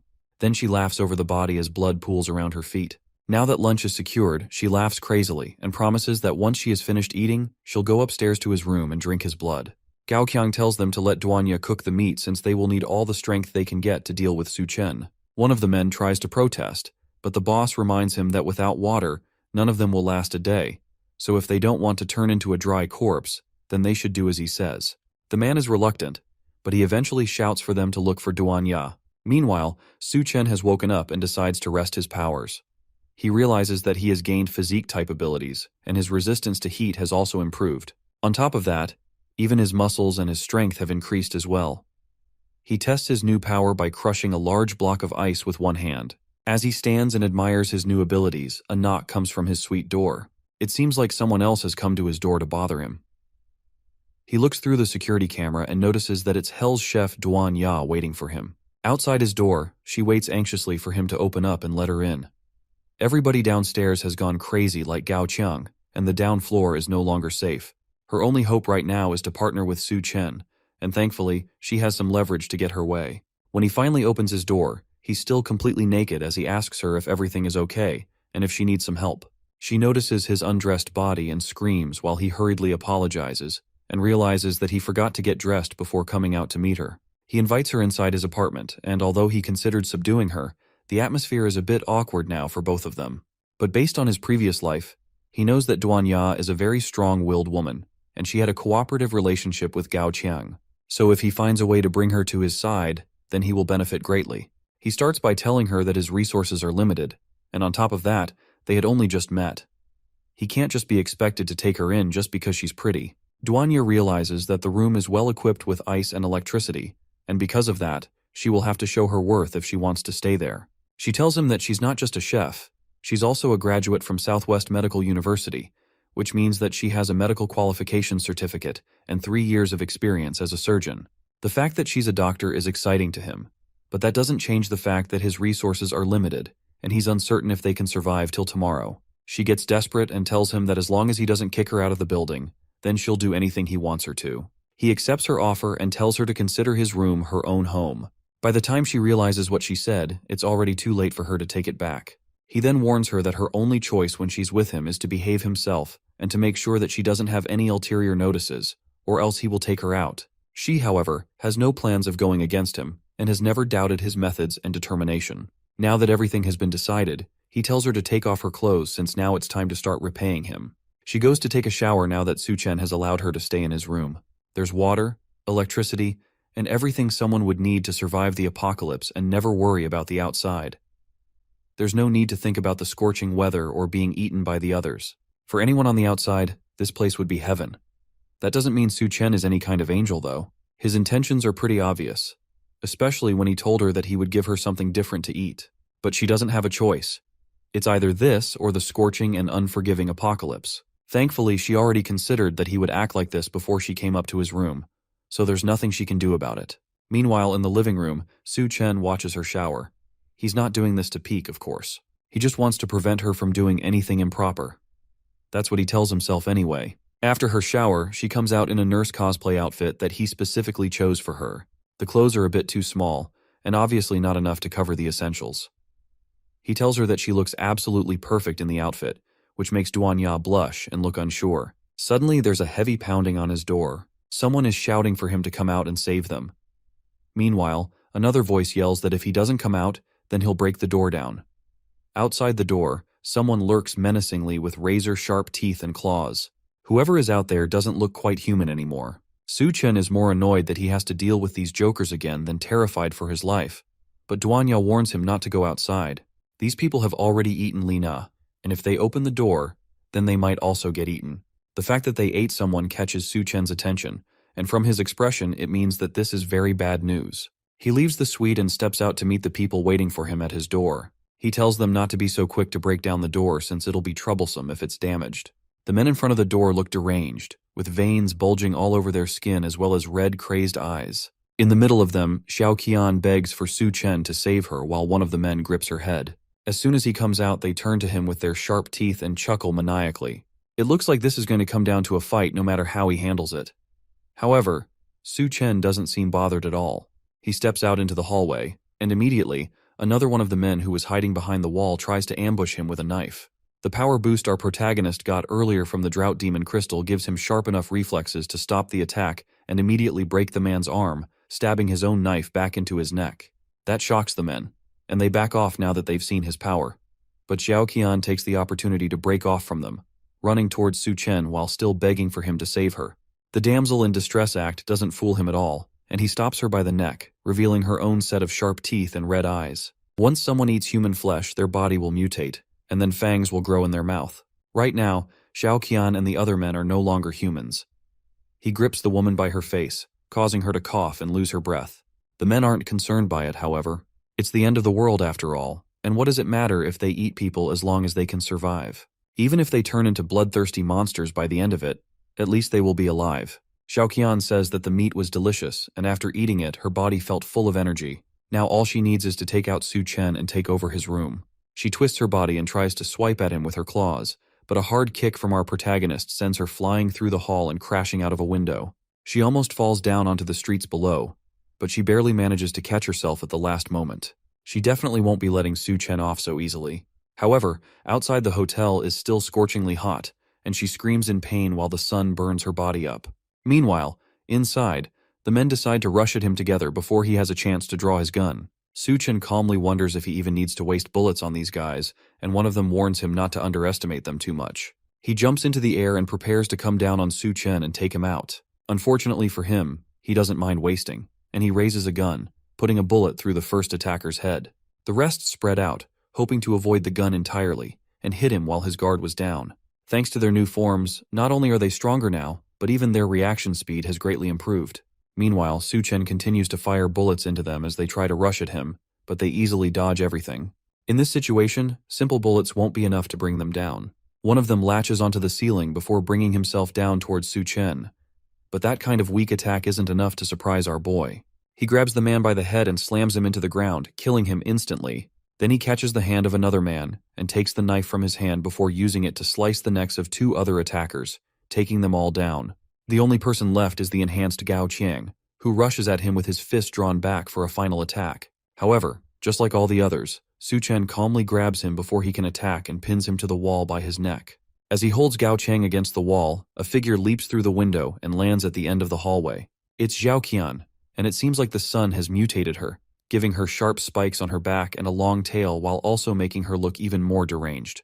It seems like she mutated quickly into the monstrous state because of her strong attachment towards him. He snaps Gao Qiang's neck, killing him instantly, then turns to face Xiao Qian for a final battle. Since she doesn't want to disappear, he's just going to have to keep killing her until she finally leaves. Xiao Qian roars in anger as the two stare each other down. Meanwhile, Nurse Duanya watches from inside the safety of the room. She's amazed by the fact that Su Chen managed to single-handedly take down Gao Qiang's entire gang. The new monster girl that just appeared, though, gives off a very different and dangerous vibe. She tries to think of a way to help him so she can stay by his side. She doesn't want to be a burden to him, even if his way of taking care of her is a tad bit questionable. As she's wondering what she's going to do, she notices something in the room that might be able to let her stand next to him. The nurse heads back into the room and comes out with a whip, ready to fight against the monster. She tells Su Chen to let her help, but he's not very impressed. Not being scared and refusing to hide is a good trait, but with the way she's dressed, she's only going to end up distracting him. The monster roars again to remind the couple that they have bigger fish to fry before she charges at them with tremendous speed. Su Chen barely manages to dodge a swipe at his head, leaving his shirt to take most of the damage. Then he activates one of his abilities, Superpower, Berserker Mode, which boosts his strength and durability to huge levels. The monster rushes behind Su Chen and tries to bite into his neck, but even with her razor-sharp teeth, it doesn't leave a dent. Now that she's taken her swing, it's his turn, and he starts by grabbing both of her arms, then backflipping behind her, landing on her back while holding her arms above her head. He then asks her if she's ready, but she doesn't have a moment to respond before Su-chen rips both of her arms off, slamming her hard into the ground in the process. She screams out in pain as Su-chen lands behind her, ready to take her out once and for all. He had planned to let her suffer a bit more in the apocalypse while slowly torturing her to death, but now he has to kill her earlier. Or that's what he thinks at least. She wraps her tail around the dead body of one of the attacking men and lifts him up in the air. Then she splits her mouth open, down to her torso, and swallows him whole, giving her even more power. As soon as she takes him in completely, her hands regenerate, and her strength returns tenfold. It seems that she can regenerate severed limbs. That's great for Su-chen, since if she can regenerate, that means that she's not so easy to kill after all. It also means that he can tear her apart many times over and have as much fun torturing her as he wants. He rushes towards her and goes behind her again, grabbing her left arm. Then he rips it off, pushing her down to the ground again. Before she can get up, he rips off her right arm as well, followed by her tail and both legs. Almost immediately, her limbs regenerate, just like he had planned, leaving her in perfect condition again. That was only the first round, though. The second round starts immediately after as Su-chen continues to rip her to pieces over and over again, allowing her body to regenerate, before ripping her apart again. He doesn't just go for the limbs either. He moves on to the tongue, then her internal organs and everything else. Apart from the head, it seems like everything else can regenerate, meaning that he can keep toying with her as much as he wants.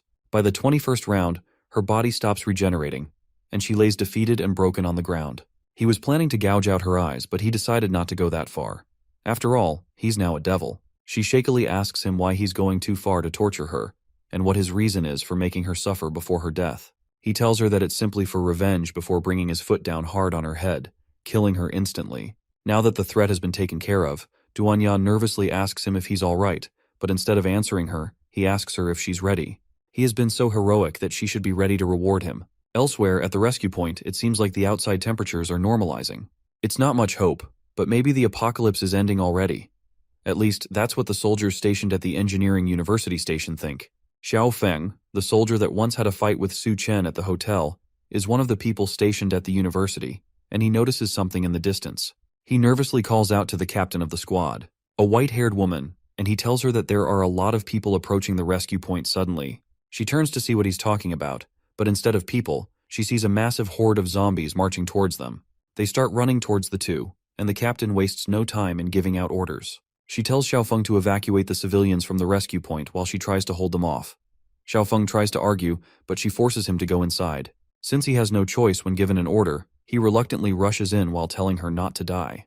Meanwhile, Su-chen plans to show Duanya the power of a berserker for probably the third time.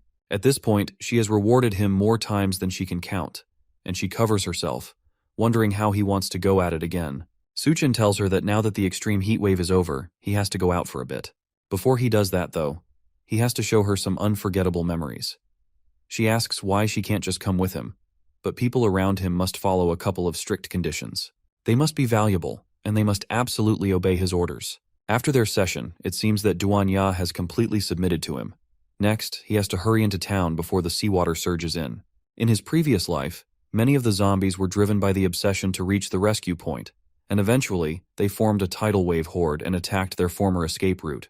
Many civilians and soldiers died in the tidal wave attack, and the incident also led to a large amount of military weapons being scattered. Thanks to that, a lot of idiots on the streets now have access to guns, and ordinary people went around shooting each other to survive and for fun. This is how various factions formed over time, and multiple people rose to power among the chaos. Some, however, were just too stupid to use their newfound power in productive ways. Like the group of people that thought they'd be able to stop his car by standing in front of it with a gun. They yell for him to stop the vehicle, but he simply barrels through them at full speed, running them over as he continues to his destination. As he drives through the city, he notices that, just like in his previous life, the walls crack from the scorching sun, and the combined onslaught of the zombie wave eventually led to the collapse of the subway station. Thanks to that, a large number of people died underground, and the number probably reached the thousands. He stopped the car for a moment to look into a hole in the ground, and a large number of zombie eyes stared back at him. The zombies underground are attracted by the roar of the car, and even though there could be a large number of crystals down there for him, not all zombies have crystals in their heads, and it would be way too time-consuming to crack each skull open one by one. Instead of doing that, he decides to head over to the engineering college and check out the situation for himself. It's the first time he has been back at the engineering university since he graduated. Now it's filled with more delinquents and zombies than he remembers. As he walks through the front door, he's greeted by a group of people who seem to be holding zombies as pets by chaining them to the walls. They tell him that he's entering their territory, and so he better hand over his backpack if he wants to get by without being attacked.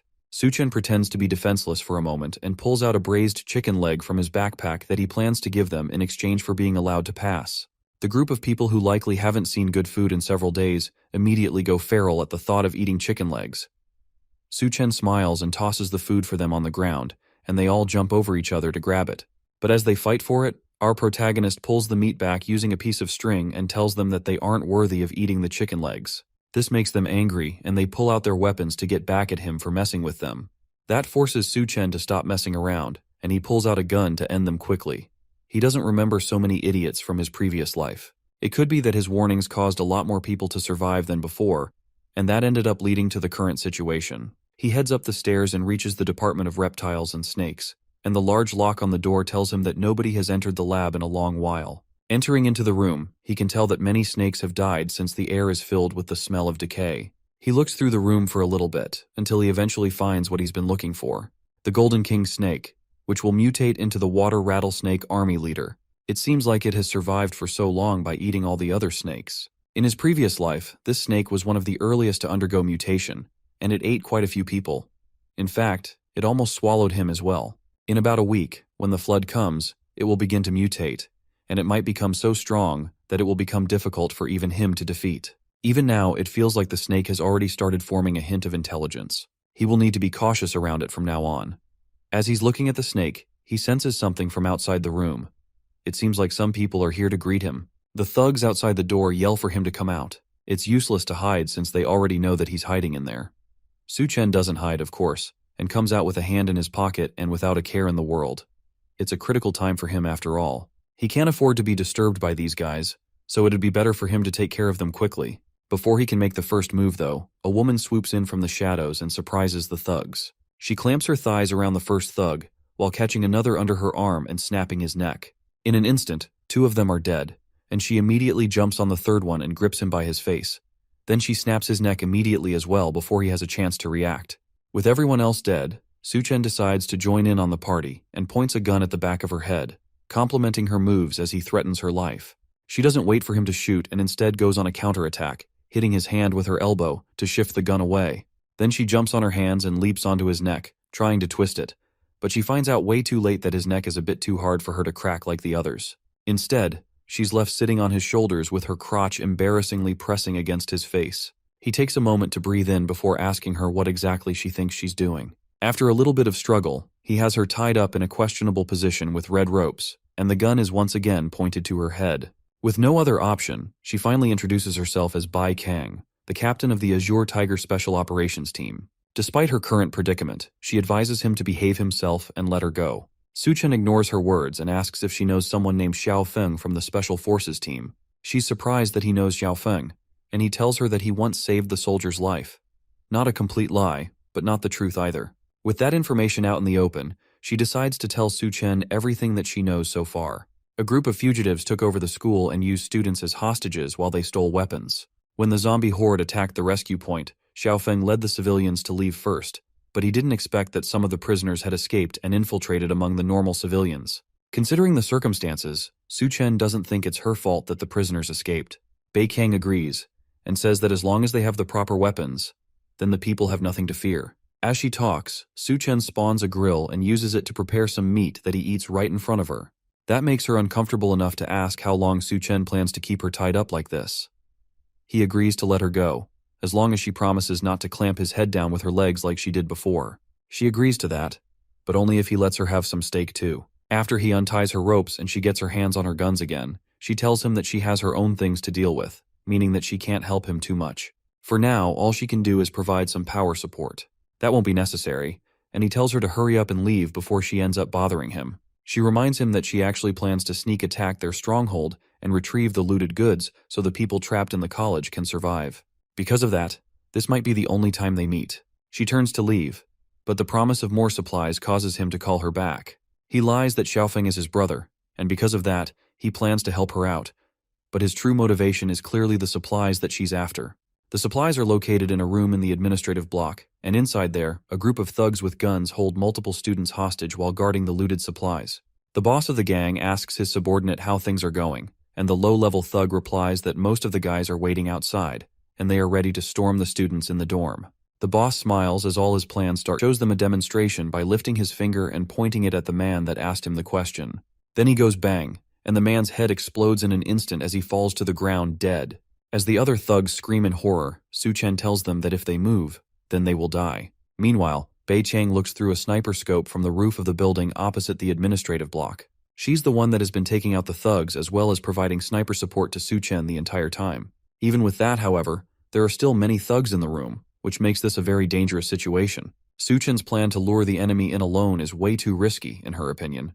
But the man insisted that he get it done solo. He was the one that gave her the sniper rifle and told her to take an outpost on the roof of the opposite building. The plan is to shoot wherever he points and use that to scare the thugs. It's a really absurd plan, and she has no idea why she agreed to it in the first place. But there's no turning back now. Suddenly the curtains close and she calls Su-chen in a panic, asking how it's going on his end. Instead of his voice in response, she hears the other thugs laughing now that they have figured out that he set up a sniper outside. It seems like she has been spotted just like she knew she would be, and things have turned dire for our protagonist. With no other choice left, she rushes off the building and makes a mad dash toward the administrative block to save her temporary companion. Hopefully Su-chen can find a way to stall for time while she rushes to rescue him. As she runs through the campus, she hears someone on the other end order for Su-chen to be killed. There isn't much time, and Su-chen must already be dead. When she finally reaches the room, ready to avenge her fallen companion, she's shocked to see that everyone in the room has already been taken out, and Su-chen stands in the center, holding the boss thug by his neck. It seems like she's already too late, and on top of that, there are no more supplies left here. The boss begs for his life as Su-chen holds him up by his neck while also sneakily moving the supplies into his magical space. He claims that Su-chen would not dare to kill him since the people behind him would never let him get away with it. Our protag is not fazed by the empty threat and snaps the man's neck, promising that the people behind him will join him in death soon enough. Bei-chang is surprised that Su-chen managed to defeat everyone in the room so easily without her help. He tries to play it off by saying that he has been doing exercises regularly, and that's the reason why he has the strength to pull off these amazing feats. Besides, there are no more supplies in the room, and they were probably already starving and weak by the time he got there. Bei-chang is not convinced and wonders if anyone else could have raided them and taken all the supplies. And now that the supplies are gone, then what will happen to the students? Su-chen will share some of the supplies he raided with them if he needs to, but it all depends on how they behave.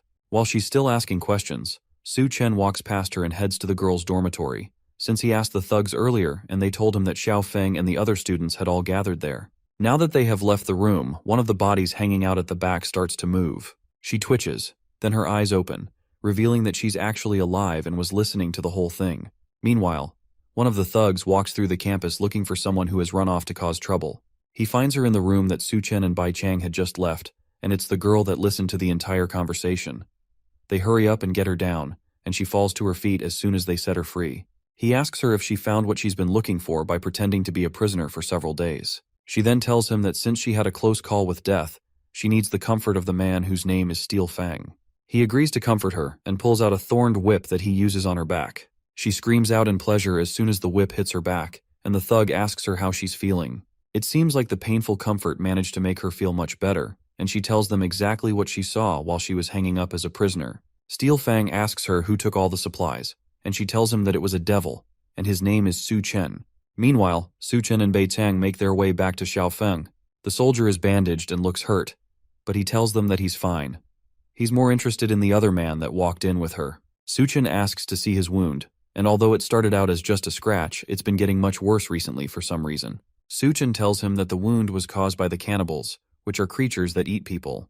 Their nails are full of bacteria and viruses, and without medicine to treat the wound, it could become life-threatening. Now, medicines are rare resources, and they are impossible to find.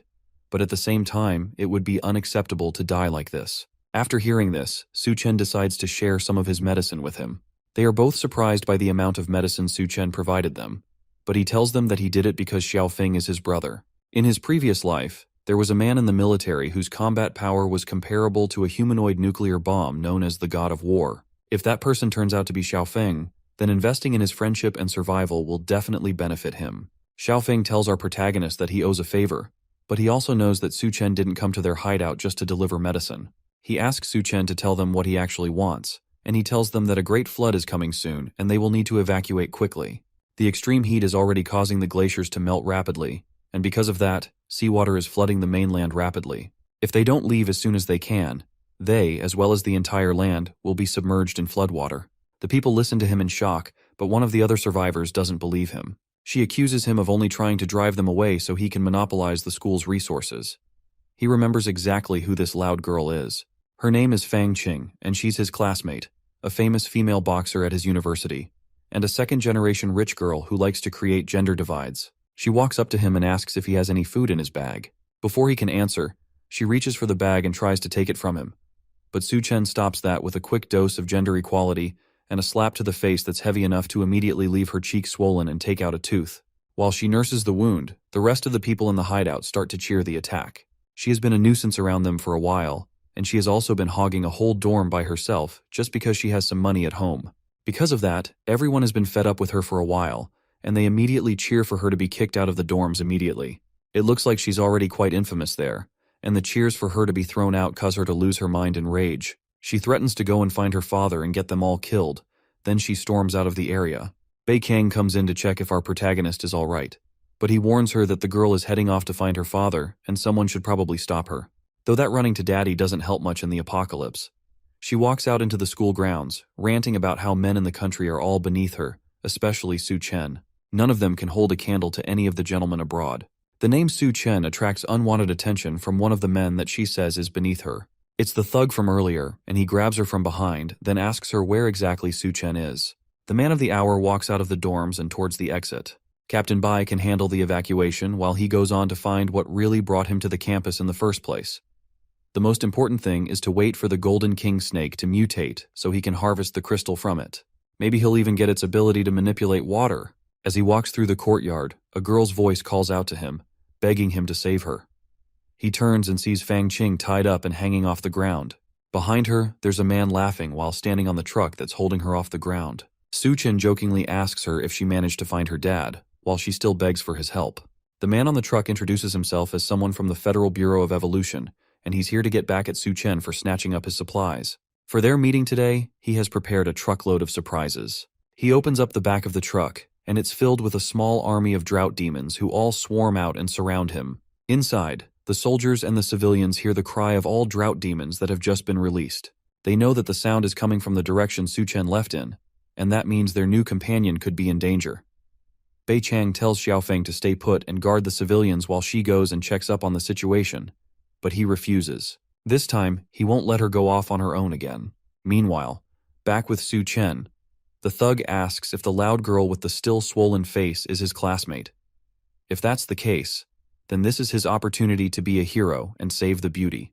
All he has to do is kneel down and beg, and the girl will be let go. Su Chen takes a moment to think about the offer, and the snobby girl yells at him to hurry up and kneel down to save her. It's not impossible, but there's just one problem. Fang Qing doesn't even wait for him to say what the problem is, and starts desperately asking why he won't be able to save her. He just said he will save her after all, and it won't be impossible. How could he go back on his word when he's a man? Su Chen tells her that he is definitely a man, but he's not worthy of saving her.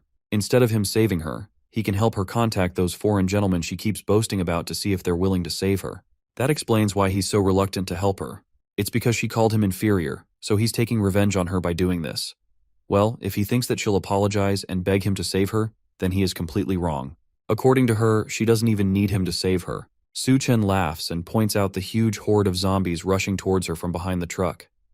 Hopefully she won't regret her own words in a moment. Fang Qing nervously glances at the zombies that she forgot about in her anger.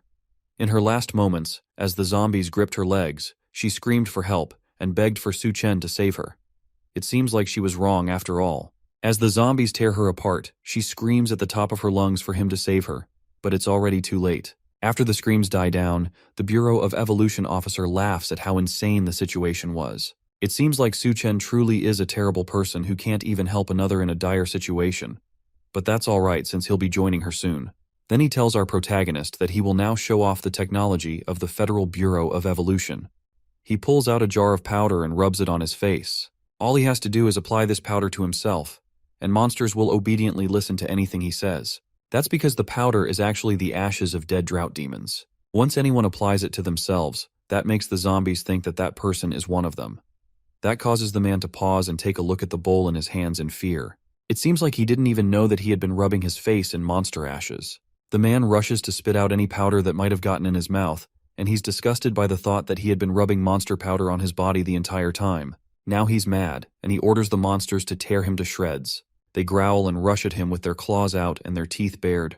Suchin wastes no time and summons a pair of katana from his personal storage, then rushes through the crowd of zombies, slicing them all into bits in less than a second. He finishes them off so fast that he's standing right in front of the truck before the man is even done coughing.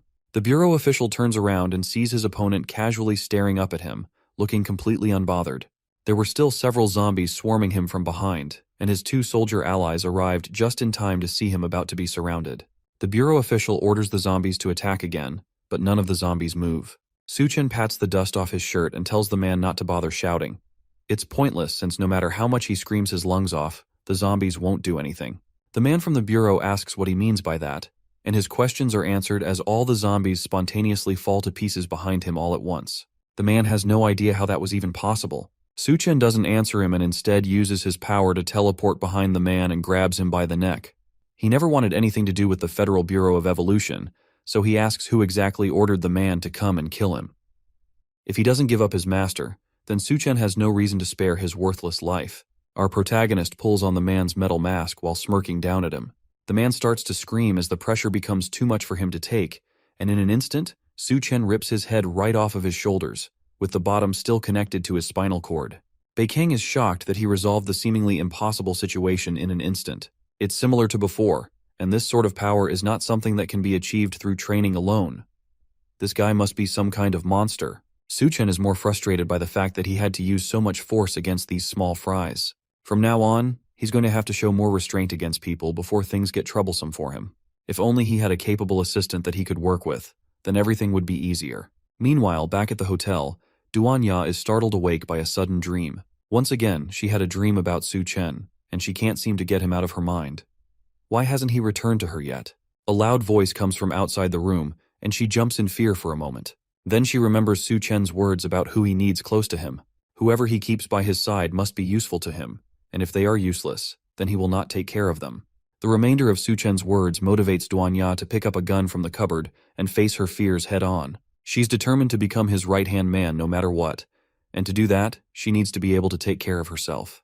The former cook pushes her way into one of the study rooms in the suite, armed with 2 pistols and a mean poker face. Even with all that, though, there's no one in the room, despite the fact that she's sure that the voices came from there. Another growl sounds behind her, and she turns around just in time to see that one of the drought demons had snuck up behind her. The zombie walks menacingly towards her and pushes her back against a table in the room. She has no idea where it came from or how it even got behind her, but there was nowhere for her to go now that she's been backed up to the table. Her only hope now is the gun that she swiped from the room before she stepped out to fight. Before she can use it, the drought demon slaps it out of her hand and sends it flying behind the table. Then it shrieks at her, opening its mouth wide to attack the former chef. With no other way to defend herself, she shuts her eyes and prepares for the worst. But luckily for her, the zombie misses his attack completely and instead bites into a chair beside her. She has no idea what's going on or what this guy is doing, but it seems like she's safe for now. He has been sniffing around this entire time, and it looks like the eyes on his face are gone. Maybe he actually can't see anything, and he's relying on his sense of smell to find her. She somehow got lucky this time, but now he's way too close. If she makes any sound, he's going to attack her right away. She turns and notices that the gun is still on the table, just at the edge, away from her reach. She turns and tries to stealthily grab the gun while the zombie is still unaware of where she is. She stretches her hand just a little more, but the gun still stays out of her reach, and before she can grab it, it's already too late. Her back bumps into the zombie's arm, alerting him of her presence. It screams at her as it's about to attack, and just then, memories of Suchin's words flood her mind. He told her that his resources are limited, so he can't keep her around just because she's pretty. She has to find a crystal core in a monster's head that will give her abilities similar to the ones he has. If she can't do that, then he won't allow useless people to stay around him. That thought triggers a reaction out of her, and she goes on the offensive before the zombie can take her out. With the heel of her shoe, she stabs her leg straight into the zombie's eye so hard that the other side pops out at the back of his head. The zombie stops moving, and she tries to pull her leg back, but it suddenly grabs her ankle, forcing her to stab its face a few more times before it finally falls to the ground. Then she grabs an axe from elsewhere in the room. It's a shame that Su-Chen wasn't here to see her proving that she's not useless, but now she can check to see if it has a crystal core in its head. Back at the engineering university, Bai Chang and Lu Xiaofeng took Su-Chen's advice and started organizing the students to evacuate. Bai Chang even contacted her brother Bai Ming and asked him to bring his troops to join them and ensure the students' safety.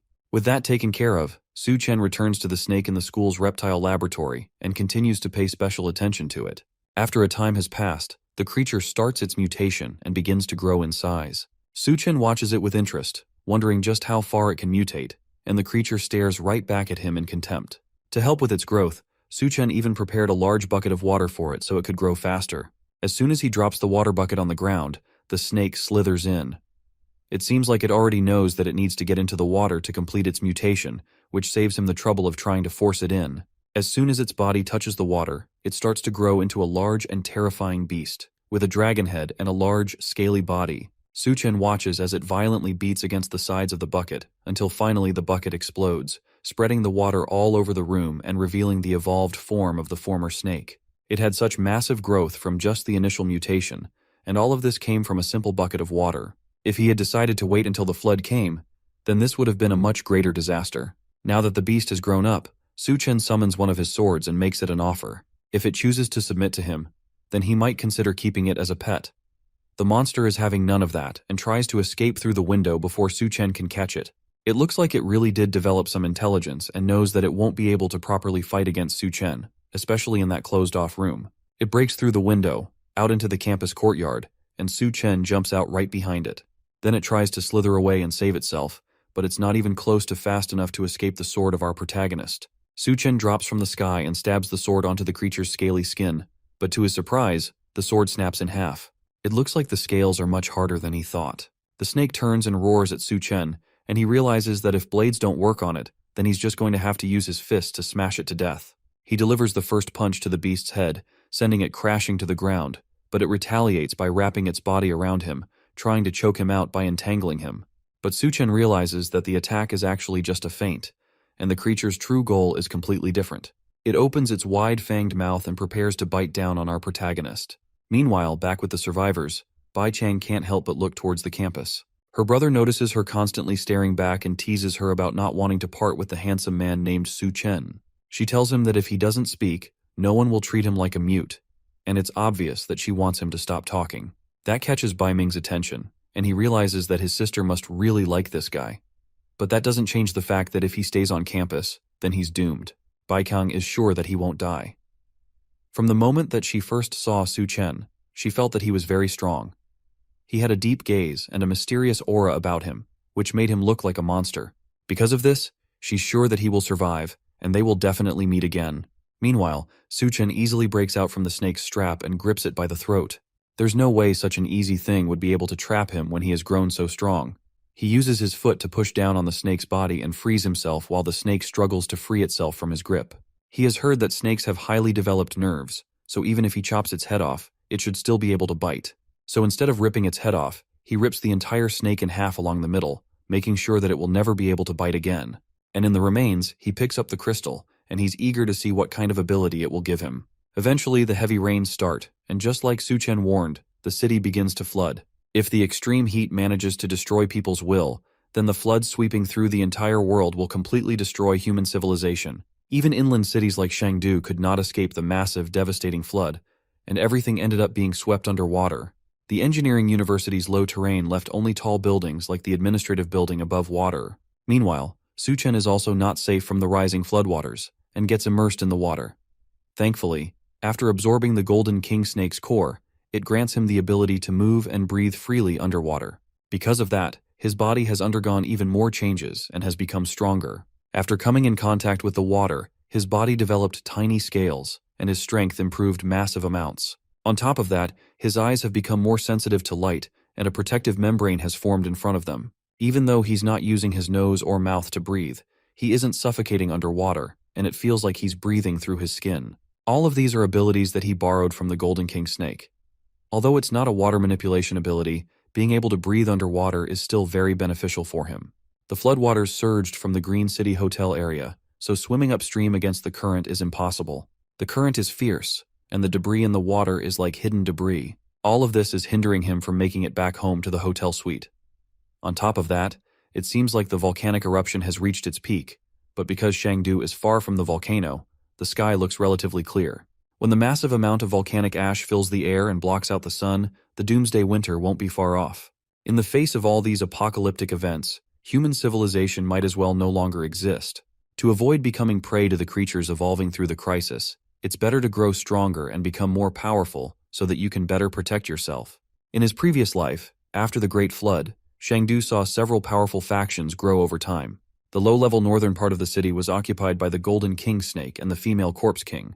The southern part of the city became the gathering place for the cannibalistic tribe of the Devourer clan. The western part of the city was controlled by the Rat King and his army of rats, while the eastern part was occupied by the Skull Crusher Gao Qiang and Hell's Chef, Duan Ya. In his previous life, Su Chen almost died multiple times at their hands. However, in this life, he has already dealt with Gao Qiang and the Golden King Snake ahead of time. In order for him to stay strong, the best method is to get the remaining crystal cores for himself. However, the Devourer clan has a large population and numerous factions. On top of that, the female Corpse King is elusive, which makes it nearly impossible for him to find her now. In his previous life, the University of Technology had experienced a rat plague, which means that the Rat King should be there. All he has to do is find it in advance so he can get its crystal core with minimal effort.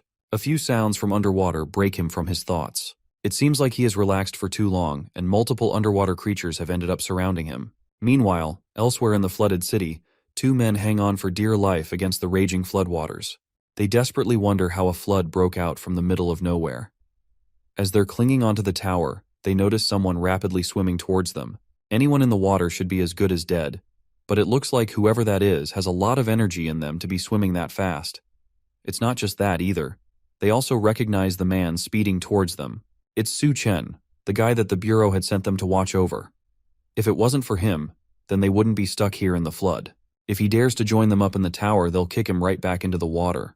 One of the men notices that Su Chen is moving really fast for someone that is barely surviving in the floodwaters, and on top of that, it seems like someone is following him. Behind the man swimming like he owns the sea, there are multiple sea zombies sprinting through the water behind him. Despite that, Su Chen is swimming faster than them, against the rising current of the water. He continues getting closer to the men, and they shout warnings at him not to come any closer. Our protagonist recognizes them as people from the Federal Bureau of Evolution, and he's surprised that his influence has already spread that far. That's perfect for him since he can get information out of them in this situation. Our man leaps out of the water onto the tower and uses one of the men as a stepping stone to get to the top. The man loses his grip and falls off the tower towards the zombie-infested waters below. Just before he can meet his wet end, his companion just barely manages to catch him by his arm and save him from death. But now, with the extra weight on one person, the two don't have a lot of time left to survive, and at this rate, they will both end up falling into the water. The first man reassures his friend that he will definitely pull him up, but it's pointless, and if he doesn't let go, then they will both definitely die. Su Chen takes the opportunity to ask them to tell him everything they know about the Federal Bureau of Evolution. The men refuse to speak up and warn Su Chen that even if they die, there will be others to avenge them. If that's the fate they've chosen, then they can't blame him for what happens next. One of the zombies manages to latch onto the bigger man's foot and pull him into the water. His companion screams and dives in after, prepared to die with his friend. That turns out to be the wrong move, and they are both left at the mercy of the hundreds of creatures in the water. When all hope seems lost, Su Chen dives into the water and uses a sword to slice through all the zombies that were about to attack them. In a second, they are saved, and all the zombies are dead. The man wonders if Su Chen really is human since he seems to be way too strong. Regardless of the circumstances, though, they owe him one for saving them. They decide to tell him what they know. They tell him that they were sent by the Federal Bureau of Evolution to monitor him. The Bureau is located in the Science and Technology University, and it's led by Chief Liu and a team of researchers. They were just doing what they were told and following orders that came from above them. In Su Chen's last life, the rat disaster happened at the Science and Technology University, and it seems like there is a connection between the rat disaster and the Federal Bureau of Evolution. He asks them if they research rats in the university's labs, but only researchers are allowed into the labs, so they don't know much about what goes on inside. Su Chen realizes that no matter what, He has to go and investigate the situation before the rat disaster starts. Meanwhile, Duanya, who is still in the Green City Hotel, had luckily obtained a crystal core from the zombie's head. After swallowing it, she starts to feel the same burning sensation that Su Chen felt when he first evolved. She wonders if she has succeeded and what powers this will unlock for her. But at the same time, she notices that the water has flooded all the way to the top floor. Inside that water, several small tentacles circle around her feet, ready to attack. By the time she notices the swarming tentacles, the monster has already wrapped itself around her body, lifting her off the floor and wrapping itself around her. It's slimy and gross, and with the way it ties around her, there's almost no way she can escape. Suddenly, the tentacle beast raises its mouth to her face and roars at her, revealing a throat filled with hundreds of razor-sharp teeth. It lunges at her, and she barely manages to catch it in her hands and stop it from biting into her. But the creature wraps itself around her hands, further stopping her from moving. More of them burst out from the water, and before she can think, she's completely entangled and surrounded by dozens of them. They all attacked so fast that she didn't even have enough time to get used to her new abilities. Her mind drifts back to Su Chen, and she remembers when he first showed her his space manipulation powers. He told her that as long as she finds and consumes a crystal nucleus, then she can obtain its ability. But because many monsters look ordinary, she won't always be able to tell what power a monster has just by their appearance. The best way for her to figure out her ability when she doesn't know what it is would be to feel it in her body and in the environment. Once she gains new abilities, she will be able to feel every change and then try to master and control it. She focuses on the environment, and eventually she's able to feel the change in her body. She can see the little brains of the monsters that are attacking her, and she uses her new power to yell out a command, forcing them to stop moving. The tentacles listen to her command, and all of them fall limp at once as if they had all just died. That leaves her free, but still covered in sticky goo. Now that they are all immobilized, she picks up her axe and cuts through all of them in an instant, turning them into minced meat. By the time she's done, she's covered in monster guts and slime, so she decides to take a bath. A voice behind her asks if he can join, and she turns around, ready to fight off another intruder. However, it's just Su Chen, and it looked like he had seen her take down all those monster eels by herself. He's impressed by the fact that she managed to even grab a weapon for protection. Duanya rushes towards him and grabs him in a hug, just happy to see him again. He has been gone for so long that she has started to get worried that he will never come back. The reunion is short-lived, though, when she realizes that he's naked again for some reason. She pushes herself away from him and asks why they keep meeting while he's undressed, and he tells her that the water was dirty, so he took all his clothes off. The two of them go to take that bath together, and for the first time in several days, Su Chen gets to relax. After being gone for so long, he realizes that only when you go out do you realize that home really is the best place to be. Duanya gets up from the bath and goes behind him to give him a massage while they both relax. With the mood a lot calmer than when he had first arrived, he asks her whether she managed to awaken an ability. He didn't see her use her ability directly, but he could feel that something had changed in her due to the temperature of her mouth. She asks him how he even knows what kind of temperature could be in her mouth, but he ignores her and again asks if she managed to awaken an ability. She tells him that it seems to be some kind of mind control ability, and Su Chen already has an idea of what her ability might be. He asks her if her mind control ability can be used on food, and she tells him that she doesn't know since she hasn't gotten enough time to practice first. She decides to practice by testing out her ability on him, and uses it to make him think that she's wearing a revealing gown. But she immediately notices that Su Chen has immense mental power. If it weren't for Su Chen's consent, then she might have collapsed as soon as she tried to influence him. Regardless of his abilities, he's still impressed by her ability. It's a good one, and as a reward, he'll make her practice more until her legs grow weak. She laughs as the two have fun all through the night. By the next morning, Su Chen teaches her how to hold and use a gun, and they both use it to take out the remaining tentacle monsters. He tells her to focus her mind and control it with her thoughts. Then all she has to do is set her aim and fire. Duanya appreciates the lesson, but she also remembers that they plan to go to the University of Technology, so she's confused as to why he's suddenly teaching her how to shoot. He tells her that he's giving her half a day to familiarize herself with her abilities and her shooting skills. Since she's from the medical university, then for this next adventure, she will follow him and show her usefulness. The couple travel through the floodwaters in a speedboat. For some reason, Su Chen has asked Duanya to wear a bunny outfit while they travel. She asks if it's really alright for her to wear something like that outside, but he tells her that it's fine since in the apocalypse, even if she doesn't wear anything, no one can do anything about it. She asks him if he has ever been to the Science and Technology University before, and he has once. He came to see a friend and now wonders if he survived. Duanya assures him that good people usually have good fortune, and because of that, he shouldn't worry about it. After a little bit more traveling, They arrive at the university. It has completely been transformed to withstand the apocalypse. Suddenly he notices something odd and grabs Duanya to protect her, right as someone rains down bullets on their boat.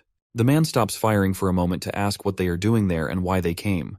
This is the Science and Technology University where the mutant Rat King rose last time. He can't tell them that he's here to investigate that. So instead, he lies that he came to join the Federal Bureau of Evolution. The man doesn't care, and he's more interested in the bunny girl with him. He offers to open the gate for her if she spends the night with him, and Su Chen goes home. So they pull out their trump card and offer up some braised pork in exchange for him opening the gate for them. The sight of the food changes his attitude immediately, and he orders the others to open the gate as fast as they can since he hasn't seen meat in ages. They park the boat by the side, and the guard orders that they give him the pork as soon as they get off. He orders his partner to take them inside while he takes the food for himself. While they argue, he doesn't notice the devious smirk on both Su Chen and Duanya's faces. He selfishly takes the pork for himself, not realizing that he's eating an entire monster's hand that has been charmed by Duanya's power. Thanks to the fake pork that they give him, he agrees to let them in and send Su Chen to the lab later. The other guard has a much friendlier attitude and leads them to the main base, where other people lay looking tired and hungry. The lower levels are for the elderly, the children, and some lowlifes, so he offers to take them upstairs to find a clean room. As they're talking, a kid walks up to them, and she seems to not be able to walk properly. She apologizes and tells them that she's just feeling a little bit dizzy. Duanya notices that she looks weak from hunger and asks her where her parents are. She tells the bunny girl that they went to find food and haven't been back since, so Duanya offers her a piece of bread to hold her off for now. The kid initially doesn't accept it because she's worried that her bunny sister will go hungry if she takes part of her food. Duanya tries to assure her that she won't be hungry if she accepts just a single piece of bread, but the kid still doesn't believe her. So Su Chen shows off one of the banquet tables of food and promises that as long as she's his woman, then she will never grow hungry. The kid is impressed and offers to be his woman as well, but Duan shoves a slice of bread in her mouth to keep her shut and stop her from saying unnecessary things. The smell of food attracts some thugs towards them, and they kick the lowlifes away to reach the banquet of food. Hoarding food is against the rules in this makeshift society, and all materials must be handed over first in exchange for contribution points. The angry men scare the young girl, and she clings to Duanya for comfort. She tells the girl not to be afraid, and tells her that she will try to talk to them. Then she looks to Su Chen for confirmation before getting up to summon another banquet table of food for the men to eat. Her eyes glow with malicious intent as she tells them to eat the meal to their heart's content. Clearly something is wrong with the food, but it looks so delicious that the men cannot resist. They all push each other to be the first to get a taste of the meat, and the food is so good that they almost cry tears of joy. Because of this, they tell Duanya that they will reward her later for bringing them all this good food. But they won't let Su Chen go off so easily. He is a newcomer who broke the rules, so they have to punish him. And they decide to do so by bringing out two people who look feral. The punishment is a life-or-death duel where he has to kill the two people or be killed by them. Su Chen recognizes them as the two brothers he met on the tower while swimming through the city. The girl also recognizes them as her brothers who went out looking for food and never came back. She starts crying and angrily yells for the men to let her go, but Duanya holds her back from charging at them recklessly. Because of Su Chen's intervention, the men failed their last mission and couldn't come up with enough contribution points to aid their society. So because of that, they've been sentenced to death. However, killing them just like that would be a waste, so they drugged them and kept them around for fun. Since both Su Chen and the girl know the brothers, the thugs come up with a new rule. If our protagonist loses, then they will throw the two brothers into the river along with their little sister. The two brothers seem to be in some sort of frenzied state, probably caused by some sort of drug. They've been bound by heavy chains and collars around their necks, and it looks like they don't even recognize him. The thugs yell for them to start fighting, and they release the brothers from their chains, sending them charging straight at Su Chen, ready to attack. The fight ends as soon as it starts, as Su Chen knocks them both out with a slap to the first man's face and a chop to the other man's neck. They drop to the floor immediately, and the little girl tries to rush to them thinking they're dead, but Duanya holds her back and reassures her that they are fine. The thugs, however, are not so pleased that the fight ended so quickly. They wanted more of a spectacle, especially after they had wasted 2 doses of their special medicine. He decides to forget about it and continues to threaten Su Chen, telling our protagonist that since they are in a good mood, if he drops all his supplies, then they'll pretend that this incident never happened. Su Chen asks why exactly he should give up his supplies, and they tell him that he must be new there. Anyone entering the Science and Technology University must follow the boss's rules to keep things in order and weed off any freeloaders. They don't support freeloaders in their camp, and if he wants to stay there, then he needs to earn contribution points by handing over resources or finding supplies. In this camp, contribution points must be similar to what money used to be. And just like in the real world, it only benefits those who make the rules. Suchen agrees to their terms and tells them that their last bit of food has already been eaten by them, so they don't have anything left to give. Then a large man appears and offers Suchen some contribution points in exchange for working for him. The larger man's presence immediately causes the thugs who are acting high and mighty to quiver in fear. They call him Captain Guo, and it looks like he's the leader of the camp.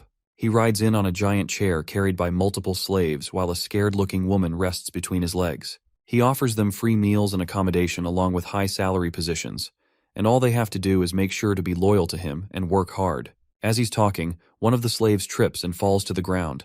Captain Guo wastes no time and stabs a knife-tipped spear through the fallen slave's chest, killing him immediately. He tells Suchen that they are short on people, and he's just in time to replace the slave that's no longer useful. The bunny girl, especially, can be given unlimited meals and good living accommodations if she decides to work for him. As he talks, he grabs the woman laying against his lap and plays with her body. He reminds them that it's the apocalypse now, and industrial production has ceased. By giving them this offer, he's making a big sacrifice for them. On top of that, he's already bored of the people he's been using so far, and they are due for replacement. The other thugs yell at Suchen to accept the offer immediately. When their great boss needs a new woman, he'll let the others have fun with the old ones. Their boss, however, has other concerns apart from the new workers he needs. He smells something among the thugs and asks them what they have been eating. In their rush to get the food that Duanya gave them earlier, they forgot that eating meat without the boss's permission is a death sentence. They immediately drop to their feet and beg their boss for forgiveness. In the future, they will definitely give Captain Guo laughs. He claims that one day Suchen will come begging to him. Then he calls another one of the people in the camp and orders him to take over the front position so he can leave. As he leaves, Captain Guo tells one of the survivors to keep an eye on Duanya. After all, women as hot as her are rare to find. With the other man gone, Duanya apologizes for not having the strength to keep her mind control powers active. That man's mental strength was very strong, and it didn't have any effect on him at all. Suchen assures her that it's not her fault. If those guys didn't die after eating the water ghoul's corpse, then there's definitely something strange going on in this camp. They need to be careful going forward and avoid anything that will bring too much attention to them. One of the survivors approaches them as they're having their discussion. He tells them that they have angered the guards, and because of that, they should follow him if they want to be safe. It seems like this survivor knows Suchen, and he introduces himself as Miao Pu Yuan, the roommate of one of Suchen's former friends named Tian Yue. They met the last time he visited the school, before the apocalypse started. He takes them to another building within the university that hasn't yet been destroyed by the raging floodwaters. There, Duanya manages to use the limited supplies to treat the two brothers that were knocked out by Suchen. Though their supplies of medicine weren't abundant, it'll be sufficient for now. Thanks to it, the two brothers are not in immediate danger, and Duanya managed to stabilize their conditions. The little girl thanks her for her help and stays beside her brothers to take care of them. Suchen asks Xiao Miao if all the students are living here now, and he confirms that all the surviving students, regardless of their gender, are taking refuge in the building. Since Tian Yue often helps everyone in this place, it is considered the field team's territory. The field team is a strong faction that can even take on the Devourer clan that threatened Suchen earlier. As they're talking, another man comes into the room and asks Suchen if he wants to join their group. It's Tian Yue, and he doesn't recognize Suchen at first, but Pu Yuan introduces him, and the field team leader is delighted to see his old friend again. The two men hug, and Tian Yue nearly cries as he holds on to Suchen. He almost thought that they would never see each other again. Since it's rare for two brothers like them to meet again after such a long time, he suggests that both of them go and have a drink. Since he just came back from a mission not too long ago, he can afford to stay with Suchen for at least a few days. As they're talking, he notices the beautiful Duanya staring at them, still wearing her bunny suit. Tian Yue immediately recognizes her as the legendary beauty of their university. She was known back then as the cold goddess Duanya. She's still embarrassed about the whole thing and nervously tells them that those sorts of things were in the past, and they don't matter now. The faction leader asks Xiao Miao how exactly the legendary goddess made it to their settlement, and why in the world she's dressed as a bunny maid. Now that it's been pointed out, Xiao Miao also notices that the woman in front of him was Senior Duanya from the medical school. All their stares and comments cause Duanya to cling to Suchen and ask for a change of clothes. It's way too embarrassing to be dressed like this in front of her juniors. Suchen smiles and agrees to let her find a change of clothes, while the other two men seethe in jealousy that their friend is hugging the goddess Duanya. After that, Tian Yue offers her a private room to change into. It's a bit messy, but she can sit anywhere she wants and get changed in peace. Su-chin notices that it's a luxury room, and Tianyue must have purchased it with a large number of contribution points. The faction leader also notices that the two of them didn't bring any bags with them, and he wonders where the clothes came from. But Su-chen changes the topic immediately and asks about his regular missions. They must be dangerous if it takes several days for him to go and return. In truth, though, there's nowhere in the world that isn't dangerous. Since both Su-chen and Duanya still look clean, he thinks that they haven't experienced the apocalypse yet. So he offers them the opportunity to join the field team so he can take care of them. Someone as excellent as Duanya wouldn't even need to go out for food. She can just put her medical skills to use and take care of the wounded. However, before any of that, he has to warn them about something first. Su-chen has to stop showing off everywhere. And most of all, he has to stop making beautiful girls wear bunny outfits. What exactly was he thinking with that stunt? Su-chen tries to defend himself and says that he will protect her, and his brother hits him on the head in response. He reminds the now powerful man of a time when he didn't have as much power as he did now. Back in high school, when he used to get bullied and never dared to fight back, it was Tianyue that fought the bullies away. The guard captain Guo is not a nice guy, and when he sets his sights on a woman, they usually don't have good endings. Beautiful women like Duanya are no exception, and now that he has his eyes on her, he won't let her go easily. Meanwhile, in the private room, the chef tries to take off her clothes quickly, but a knife is pressed against her throat by a mystery attacker. She nervously asks this new face who she is and what she wants. The woman doesn't answer the question and tells Duanya that she is someone sent by her boss to help her arrange her accommodations. She's a woman after all, and she shouldn't be sleeping close to those men. Duanya may not know who she is, but we already know her as the freaky lady is. She's the woman that listened in on Su-chen's entire fight back in the school administrative building, and she saw firsthand the kind of power he has. Right now, though, she's just a messenger sent to capture the beautiful senior Duanya. The chef tries to tell her that there is already enough space in the settlement, and she doesn't need any help, but the other woman insists. The boss asked her specifically to come over, and no one refused the boss. Duanya, however, is about to become a pioneer. She uses her mind control powers and tells on the woman, causing her to pause, unable to move her own body. Then she tells her to let go, and the woman complies, stepping away and dropping her hand. Using her mental power to forcibly control people is always difficult, but she can manage to do it for a short time. For now, though, she has done her part, and Su-chen can handle the rest. As she walks towards the door to alert the others, the woman forces her body to move and manages to stab her own hand. The shock of the pain forces her senses to return to her, and uses the brief moment of clarity to attack Duanya. The two slam against the wall, and the commotion alerts the others outside. They bang on the door and ask Duanya what's happening. There's no way someone would make so much noise while just changing clothes. The attacker tries to silence her by covering her mouth, but it's no use. Since they don't hear any answer from inside, they assume the worst and break into the room. The first person to walk in is shrouded in shadows, and the mysterious attacker doesn't recognize him at first. So she rushes at him with blinding speed, ready to attack and kill. Tianyue tries to get in front of him and protect his friend, but that's not necessary since the attacker recognizes who she's up against immediately. She saw what he did in the University of Science and Technology, and she knows his name well at this point. The one called Su-chen took on several zombies by himself and won with little to no effort. Although she has killed many people, her instincts tell her that if she makes a bad move against him, she's not going to survive what comes next. With little opportunity to stop herself or change direction, she instead kneels while still running towards him, causing her to come to a grinding halt right at his feet.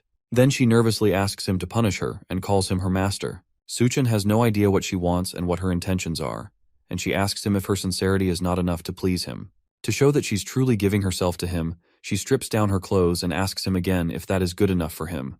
Tianyue asks our protagonist if his taste in women has shifted so heavily, while Xiao Miao nervously looks away. But taking off her clothes was just a distraction to get their attention away from her. With everyone properly flustered, she launches a smoke bomb, covering the entire area in a thick fog before rushing off in an attempt to escape. Before she can get very far, Su-chen grabs her by the neck and raises her off the ground, stopping any escape plans that she might have had. He asks her if she really thought that she would be able to escape so easily, and it's obvious that he's going to get rid of her.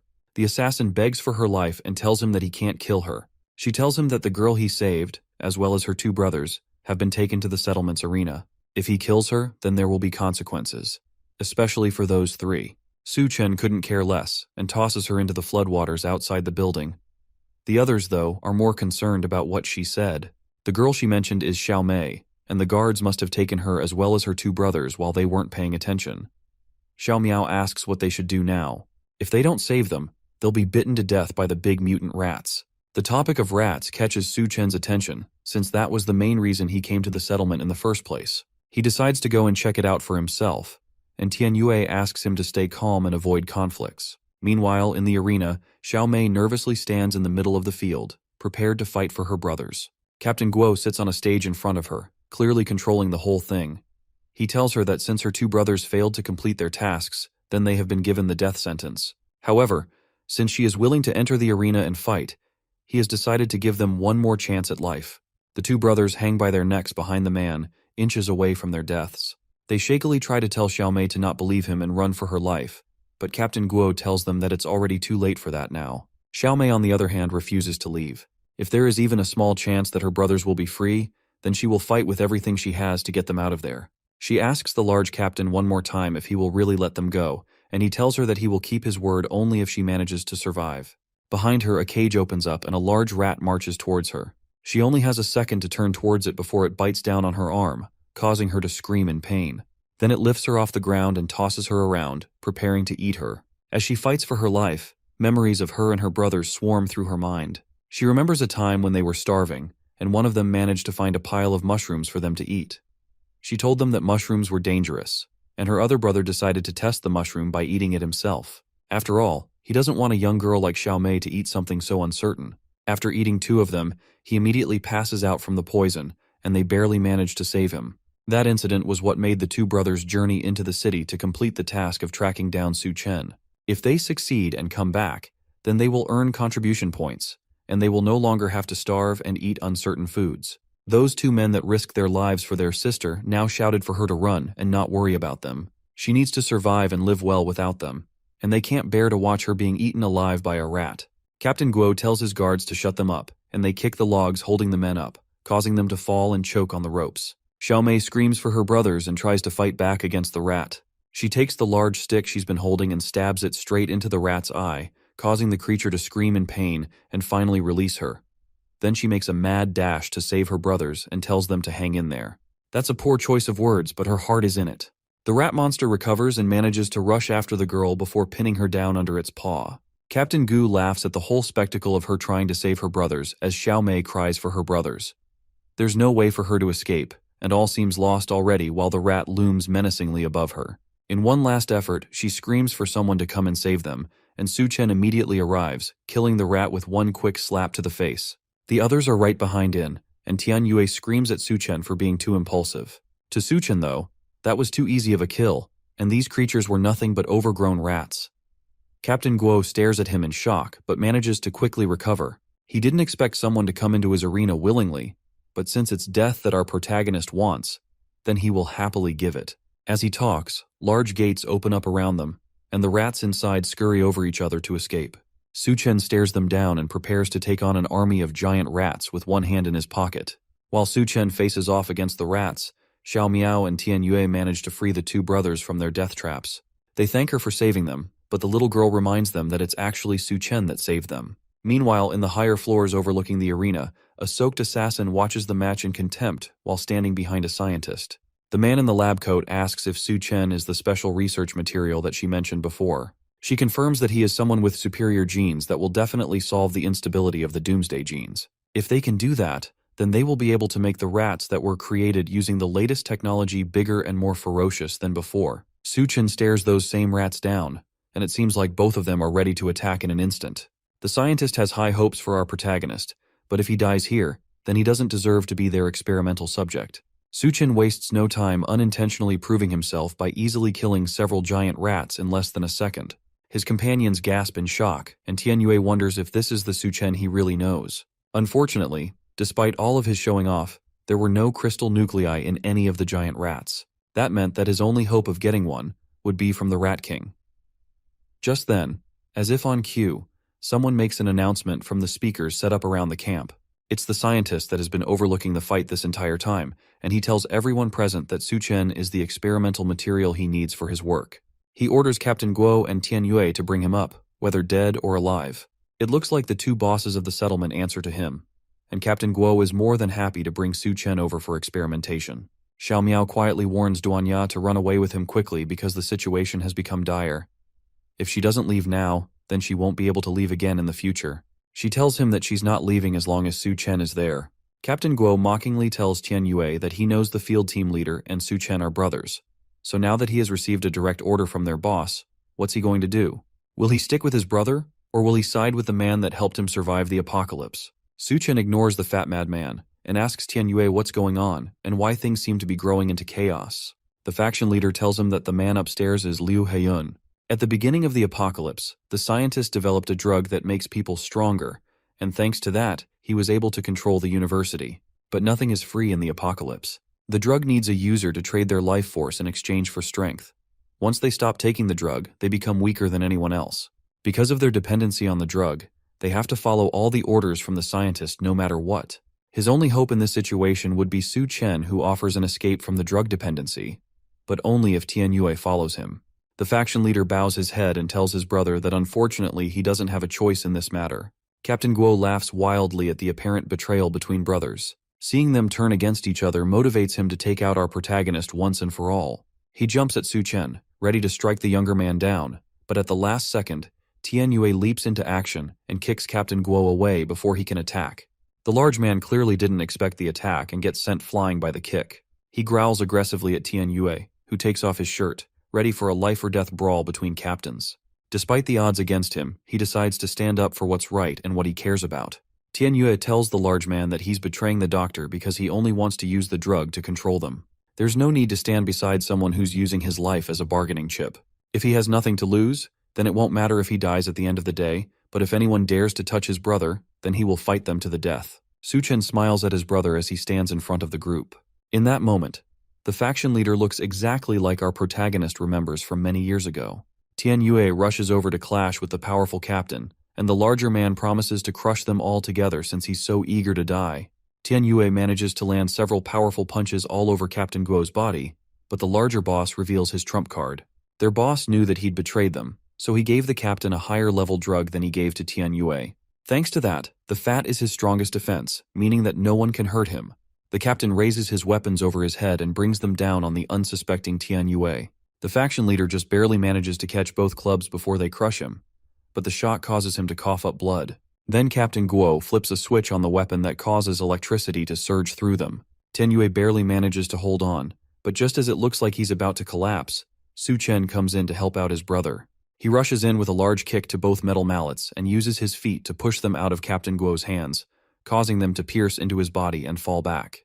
The stabs from the mallets and the surge of electricity cause Captain Guo to immediately pass out dead. The feats Su Chen pulls off just get more and more interesting as time goes on. So far, the scientist has spent all his resources and manpower to find ways to evolve humans into perfect beings, and his research has led to significant breakthroughs in his experiments. However, our protagonist's recent display of strength shows that all those experiments were pointless. The perfect human has been out there this entire time. The scientist gives Su Chen one more opportunity to join him and become the first truly perfect human. Of course, Su Chen knows that there's more to his plan than just humans. When he talks about perfect humans, what he's really referring to is a rat. For the scientist, rat genes are the closest to human genes, and using the rodent's genes, he can create an army of rat men and then conquer the world.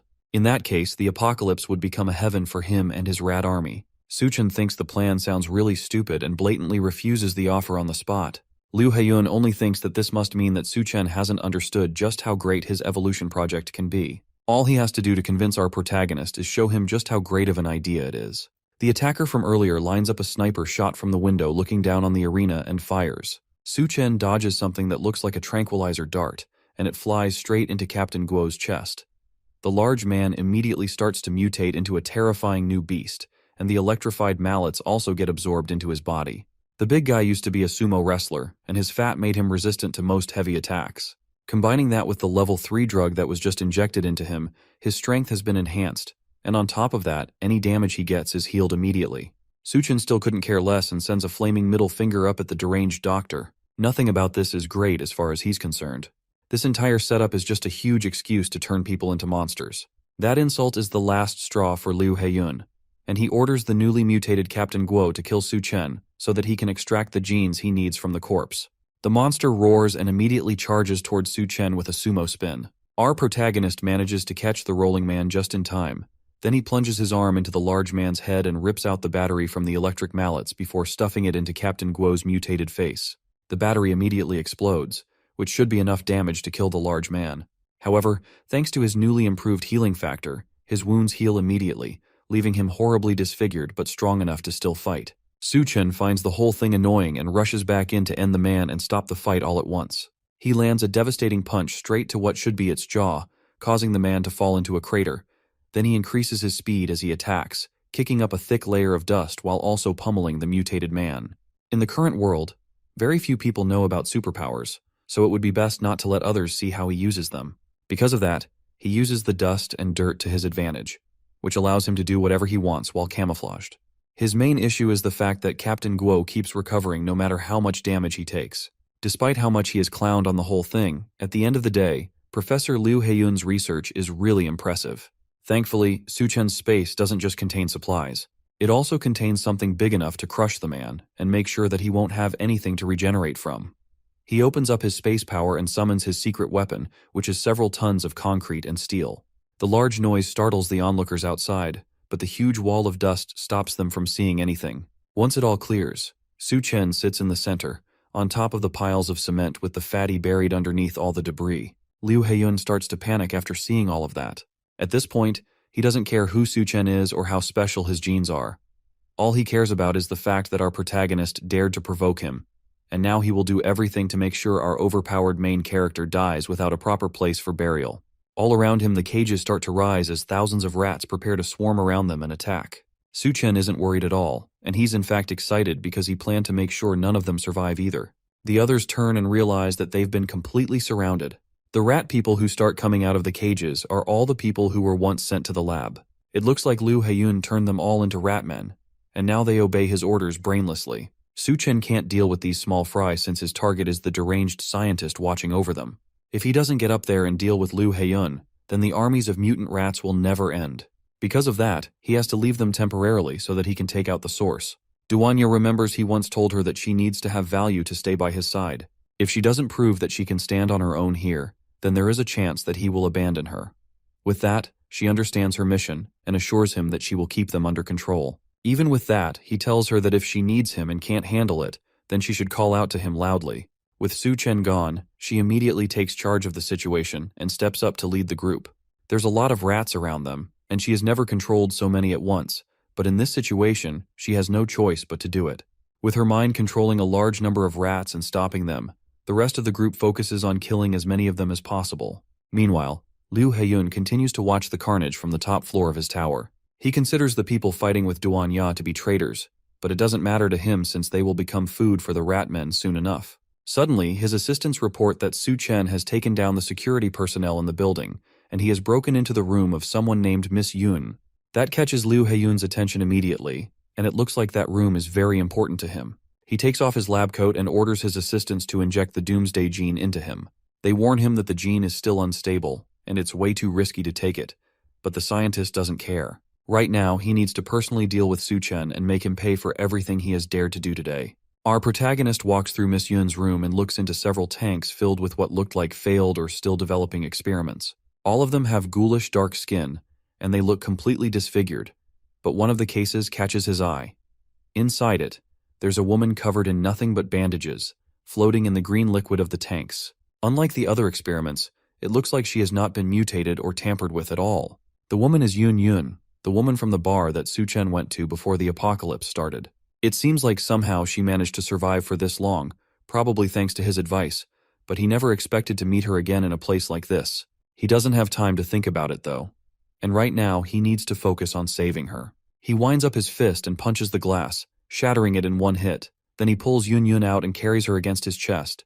She starts to wake up and immediately recognizes him. He tells her not to worry and promises to get her out of there, but she's more concerned about the fact that she's hungry. Their reunion is cut short by a raspy voice screaming for him to let her go. Then in an instant, an ice arrow shoots out at him, aimed straight at his head. He manages to catch it in time while still holding on to Yun Yun. Liu Heiyun steps out of the shadows and yells again for him to get his hands off of Yun Yun. According to him, that's the woman he chose, and Su Chen touching her makes him extremely angry. It looks like he somehow gained ice abilities, but they're no match for our protagonist.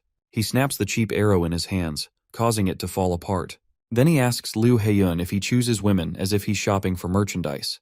He can't just decide to own someone out of nowhere and then decide to keep them without consent. The scientist tells him that they are in the apocalypse, and in this new world, ordinary people are just ants. But someone like him, who holds the power of evolution, will be able to rule the world. As far as he's concerned, to be his woman is her honor.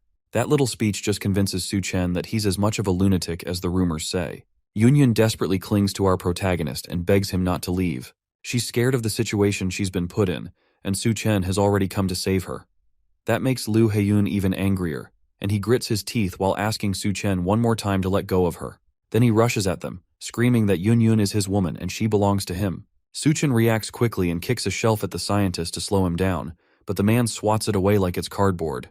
But in that brief second he spent defending himself, Yun jumps up and kisses Su Chen on the lips as a reward for saving her. She tells him that she's still mad at him for leaving her hanging last time, and she's only taking what he owes her.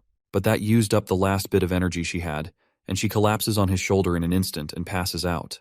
That finally sets Liu Heiyun over the edge, and he hunches over in anger while gritting his teeth. This is the worst betrayal he has ever felt, and the anger causes him to lose control of his mind. He decides at that moment that if she doesn't want to be with him, then she can just go to hell together with Su Chen. Then he starts his evolution process, causing his clothes to shred into pieces as his eyes glow white, and veins pulse all throughout his body. Then his skin starts to grow dark, and his teeth sharpen and grow until they become fangs. Then his body starts to grow, while his skin shrinks around him, and his nails turn to sharp claws. By the time he's done with his mutation, he is turned into a vicious-looking, half-man, half-rat. Then he promises Su Chen that he will show the true power of a god, but Su Chen is not intimidated at all and calmly holds on to Yun while inviting the scientist to come and attack him. He helps Yun lay on the ground and tells her to rest against the wall. She once again complains that she's hungry, so he gives her some of his chocolate to eat. Yun looks very weak and frail because she has been trapped inside the lab for some time, and Su Chen seems very worried about her. As the two of them share that private moment, his eyes light up as he suddenly notices a hostile presence. An ugly-looking monster appears by his side, angry that the two of them are ignoring it. The monster looks very menacing with its sharp teeth and long claws as it gets ready to rip them to shreds. It tells them that they will be meeting their maker since they are so bold to be distracted. But Su Chen maintains a cool composure and isn't fazed by the filthy monster's threats. The monster almost looks gravely ill, and its body looks skinny and disgusting. In an instant, he weaves his hand and destroys the monster's upper body. The mutated rat's parts fly across the room, with its blood and guts spilling everywhere. It is a befitting end for such a repulsive creature. As the blood splatters everywhere, Su Chen is disappointed and asks if that is all the monster has.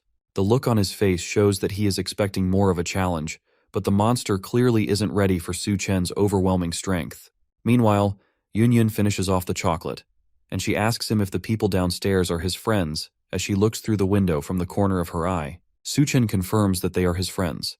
She grabs a chair and says that she is going to repay him for everything he has done. It is only fair, considering the fact that he also saved her life. Yun throws the chair at the window and shatters it, then prepares to jump down to the bottom floor to save Su Chen's friends. She gives Su Chen one last good look and tells him that Liu Huyan isn't so easy to kill and that he needs to be careful. After that, she jumps out of the window, slowly increasing in size, and by the time she lands on the ground below, she is tall enough to tower over everyone around her. The crash scares Su Chen's friends, and it takes a moment for them to figure out what just happened. Duanya and the others turn in surprise to see the huge woman, who cries about the fact that she landed right on her butt. The bunny girl barely believes what she is seeing, while Tianyue just realizes that it's a giant woman who crashed the party. Somehow, despite her increase in size, she doesn't lose any of the bandages on her body. With the destroyed buildings and structures in front of them, they don't believe that they are looking at a giant woman. While they are still trying to comprehend what is going on, a lot of the rat army lays dead behind them. Yun grits her teeth and is still trying to recover from the pain of the fall. She eventually gets up and starts walking through the plains of the battlefield. The other people are still asking how a giant woman suddenly appears out of nowhere. As Yun moves around, Tianyue begs not to be crushed, especially since he can see between her legs from where he's standing, and he even says that he can see the color. She manages to crush one of the rats under her feet, causing it to scream out in pain and wriggle around under her leg. As the rat tries to escape from the giant woman's foot, Yun finally starts to realize just what exactly her new companions have been fighting against. She raises her foot to get a closer look, while the other rats gaze at her from below. The rats all look scared of the ominous aura that Yun gives off. Before she fully realizes that they are rats, they all start spilling out from the buildings and sprinting toward her. All of them are eager to avenge their fallen comrade, and they race through the now empty battlefield, grabbing anyone they can get their hands on as they make their spring. Some people try to run away, but only a few can escape, while the others are caught in the creatures' paths before they get turned into rat food. As Yun realizes that she's fighting against giant rats, she starts to panic. She cries and asks for help because she can't stand the monsters. Everyone else starts to run away from her because she begins stomping the ground, which means that she might accidentally kill both rats and humans in her panic. The shockwaves from her stomps make them all run for their lives. She keeps yelling at the creatures to get away from her, while the other humans try to calm her down before she stomps them to death. Most of them give up on calming her down and try to get away.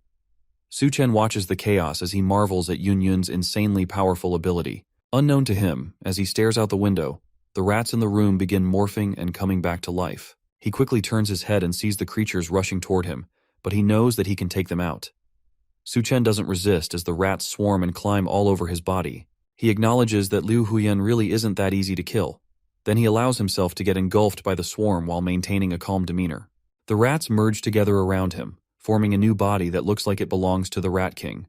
A few seconds later, he is completely swallowed up by them, but not once does he try to save himself. From the depths of the horde, Liu Huyan's hand reaches out like an ominous being that has been brought back from the dead. The large rat emerges with his full body, now turned fully into the Rat King that Suchen has been trying to find. He laughs and says that his body is practically immortal, mocking Suchen's futile efforts at trying to defeat him.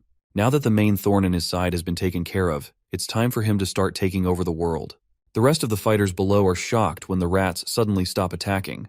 They all just stand like mindless figures, as if their minds have all been connected to a hive, and they are awaiting their next orders. Duanya and her companions wonder why the rats have suddenly stopped. With the rats all in sync, they gaze up to the top of the building, where their leader stands like a cartoon villain trying to take over the world. There at the top, Liu Huyan revels in his glory. He stands and smiles with his gross-looking body, feeling like he has won and there is no hope for his enemies. His eyes glimmer, and he has an overly confident look on his face. The other fighters recognize him as the king of the rats. They start to panic as they look at the sinister creature. All the rats kneel in unison, pledging their allegiance to their leader and honoring the one who makes their existence possible. The bunny girl and her companions are surprised that the rats are even intelligent enough to perform such actions. Meanwhile, Yun continues to prance around as she swats the rats away and tells them to get out of her way. She is angry enough at the unpleasant creatures and doesn't need their unappealing king, making matters worse for her. She walks up to Liu Huyan, confronts him, and asks where our main character is. She is ready to confront the Rat King on the spot if he doesn't tell her where Su Chen is. Besides, she still isn't done having her way with his chocolate. Liu Huyan isn't fazed by the confident woman who stands before him, and he tells Yun that her precious man is gone. He feels disrespected that she speaks to him in such a dismissive tone, and he isn't going to take it. He tells her that she is asking for trouble, and the unsettling smile on his face shows that he is ready to deal with her. Yun, not noticing early enough when the rats climb her body and start clawing at her skin, is frustrated and scolds them for distracting her from her goal of dealing with their king. It isn't just her who suffers at the hands of these relentless creatures.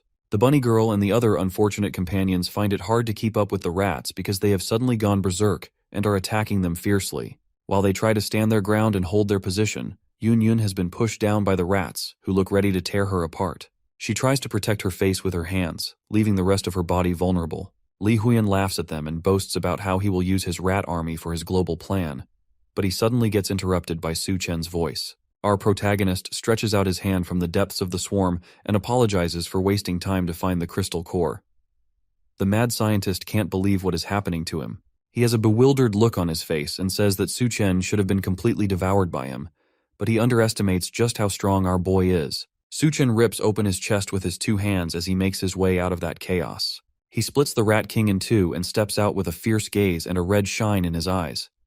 His body is marked with red streaks all over, and Li Huyan, despite being split, still can't believe it. Su Chen looks down at him. Please know that he has found what he has been looking for. In his hands, he holds the Rat King's crystal core. With the Rat King's crystal core gone, the mutated rats begin acting more vicious and crazy. Barricades can barely hold them back because they are able to squeeze through with their bodies.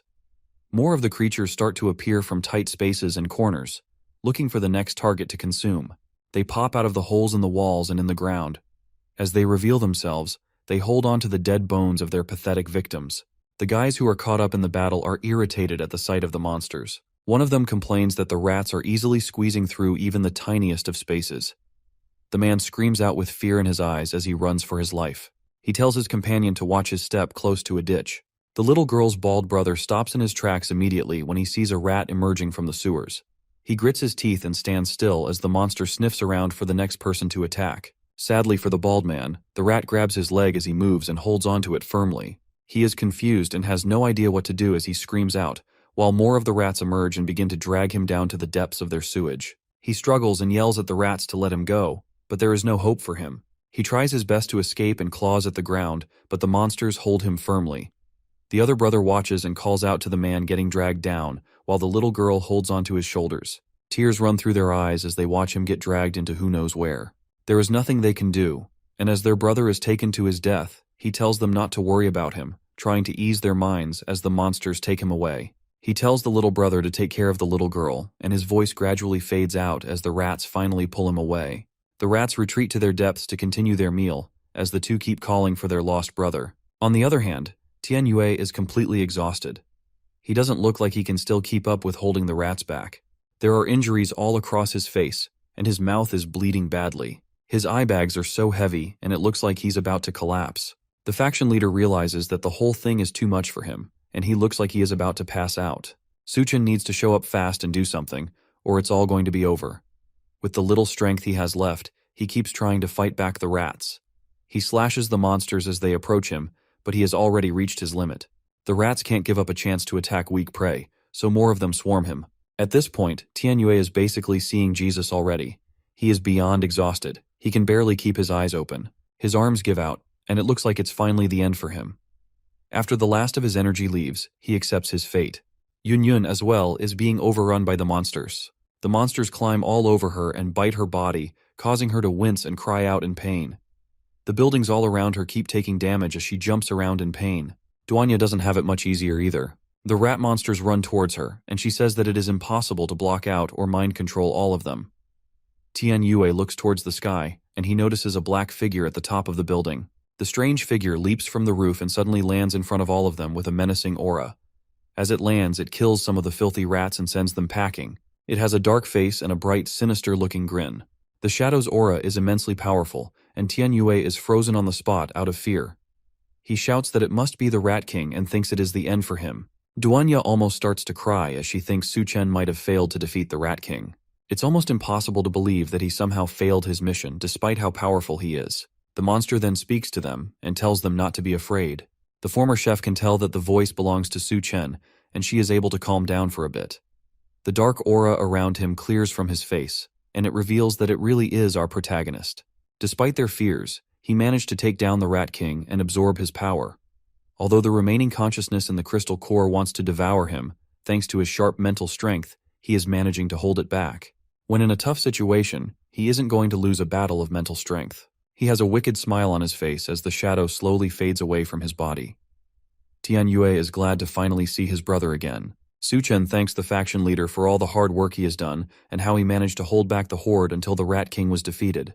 Just as the shadow fades from his body, the mutated rats all fix their eyes on him.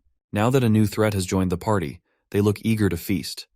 They all rush towards him from behind, hoping to catch him off guard and overwhelm him, and Tianyue warns him to be careful as he sees the monsters rushing towards him. Nevertheless, Suchen is unfazed and slightly turns his head to tell the monsters to get lost, with a devilish glare in his eyes. The rats stop in their tracks instantly, and the anger in Suchen's gaze causes them all to scurry away. They turn to run, clearly terrified of going up against our man, and all of them look like they have just seen a ghost. The barriers that are meant to hold back the mutated rats end up being their escape route, as they squeeze their bodies to get through the little holes. The others escape through their underground tunnels, and the rest go through the vents. The rest of the human survivors can't believe their eyes. They wonder what has caused the rats to suddenly get scared and run away. Now, with the battle over, it seems like they just barely made it through the whole ordeal. Even though Suchen isn't the Rat King, The remaining power of the crystal core is enough to intimidate the rat men into retreating. If he hadn't made it back in time, they would have just kept on coming out of every corner and attacking them. But there's no time to celebrate just yet. Tianyue starts to cough violently now that his body is going through withdrawals from the scientist's drug. Su Chen rushes to hold up his brother as the man looks ready to fall over and faint. It looks like the drugs that the scientist has been giving them are also a type of poison. It gives immense strength, just like they thought. But the more power they use, the deeper the poison effect. Su Chen desperately asks Yun Yun what he can do to help his friend. She tells him that in Liu Heiyun's lab there is a corpse that has the answer to their problems. If he can get to it and extract a sample of its blood, then they can use it to make a serum that should be able to neutralize the poison. With a clear mission in mind, Su Chen heads back into the lab to try and find the monster that Yun Yun described. He reaches a door deep in the building where he found the Rat King and wonders if this is the place that Yun Yun mentioned earlier. As soon as he gets there, he notices that there is a strong, oppressing aura oozing from behind the door. Something unnatural is behind that door, and he can feel it just from outside.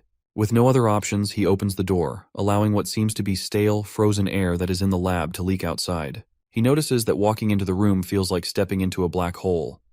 As he walks in, he seems to pass through a thin barrier blocking the entrance of the lab. He breaks through it, but can't believe the feeling that it gives him. To him, it feels like he has passed through a wall of pure mental power. He analyzes his body to see if anything has changed, but there is none. He glances ahead and becomes confused about who he is staring at. From what Yun Yun told him, there are supposed to be only corpses in the lab. But instead of a rotting corpse, he sees a lady sitting and working on the computer in front of her. From how she greets him, it's almost like she expected him to come and meet her. The lady turns and refers to him as her classmate Liu. Su Chen is confused as to why she is calling him Liu. She must be mistaken. After all, he looks nothing like that madman. He turns to look at himself in the reflection of one of the lab machines, but he sees that he really does look like Liu Heiyun. He immediately realizes that this must be some sort of illusion, and he has to wake up quickly. For now, though, all he can do is play along with the trick. He greets the older woman, calling her Professor Xiao, and she invites him to come and take a seat.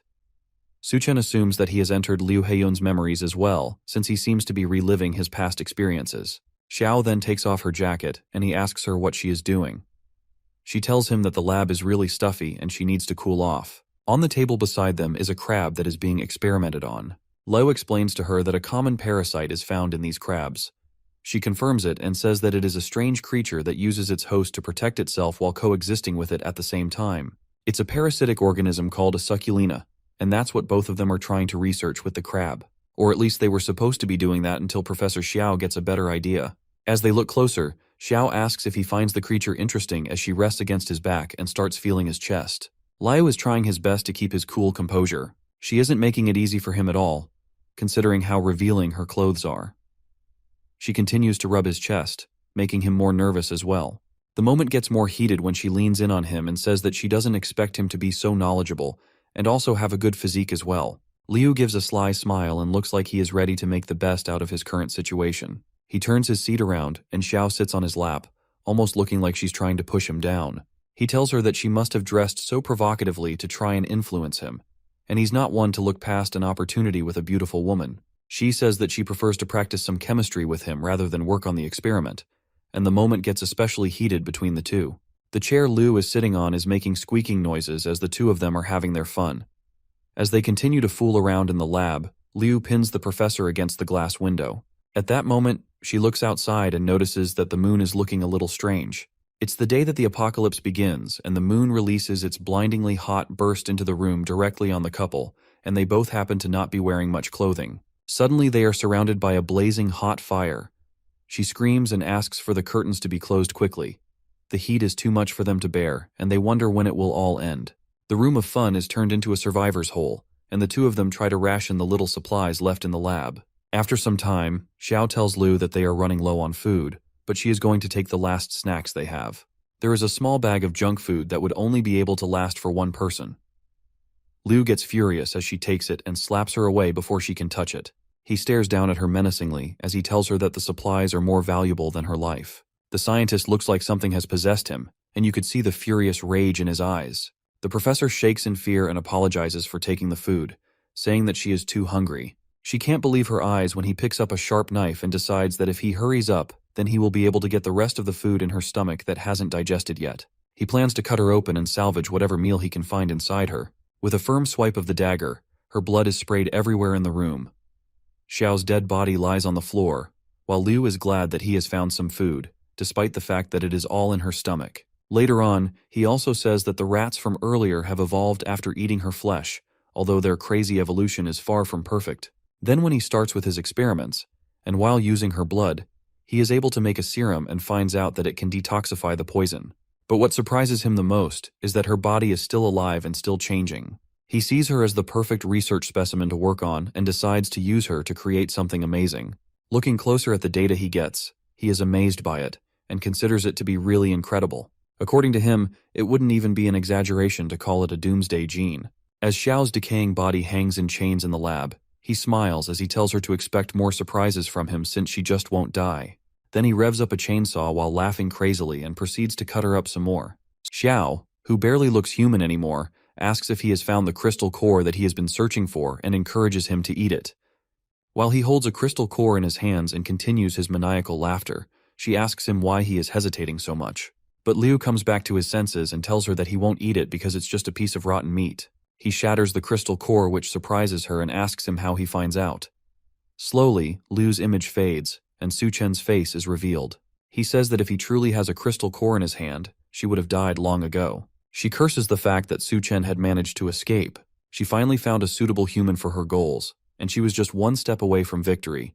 But it all got taken. No reason for him to let her into his mind. After that, he grabs her head, and she tries to beg one last time, but Su Chen isn't moved.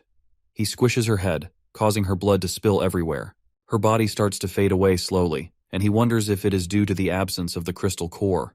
With the crystal core finally in his possession, he is glad that there is no problem this time. Seconds later, he remembers that his original goal was to get a sample of her blood. With Xiao turned to ash, he wonders what will happen to the antidote he is searching for. Thankfully, he realizes that there must be samples of the antidote in the lab somewhere. It is said that once the crab parasite takes hold of its host, it will form root-like branches in the host, connecting various parts of the host's body and controlling their behavior. The parasitic relationship eventually results in the host becoming a slave to the crab parasite. Now, with the university completely cleared out, dozens of refugees are left wandering the streets looking for a new home. Thankfully, the floodwaters have receded, which means that streets are clear for them to travel through.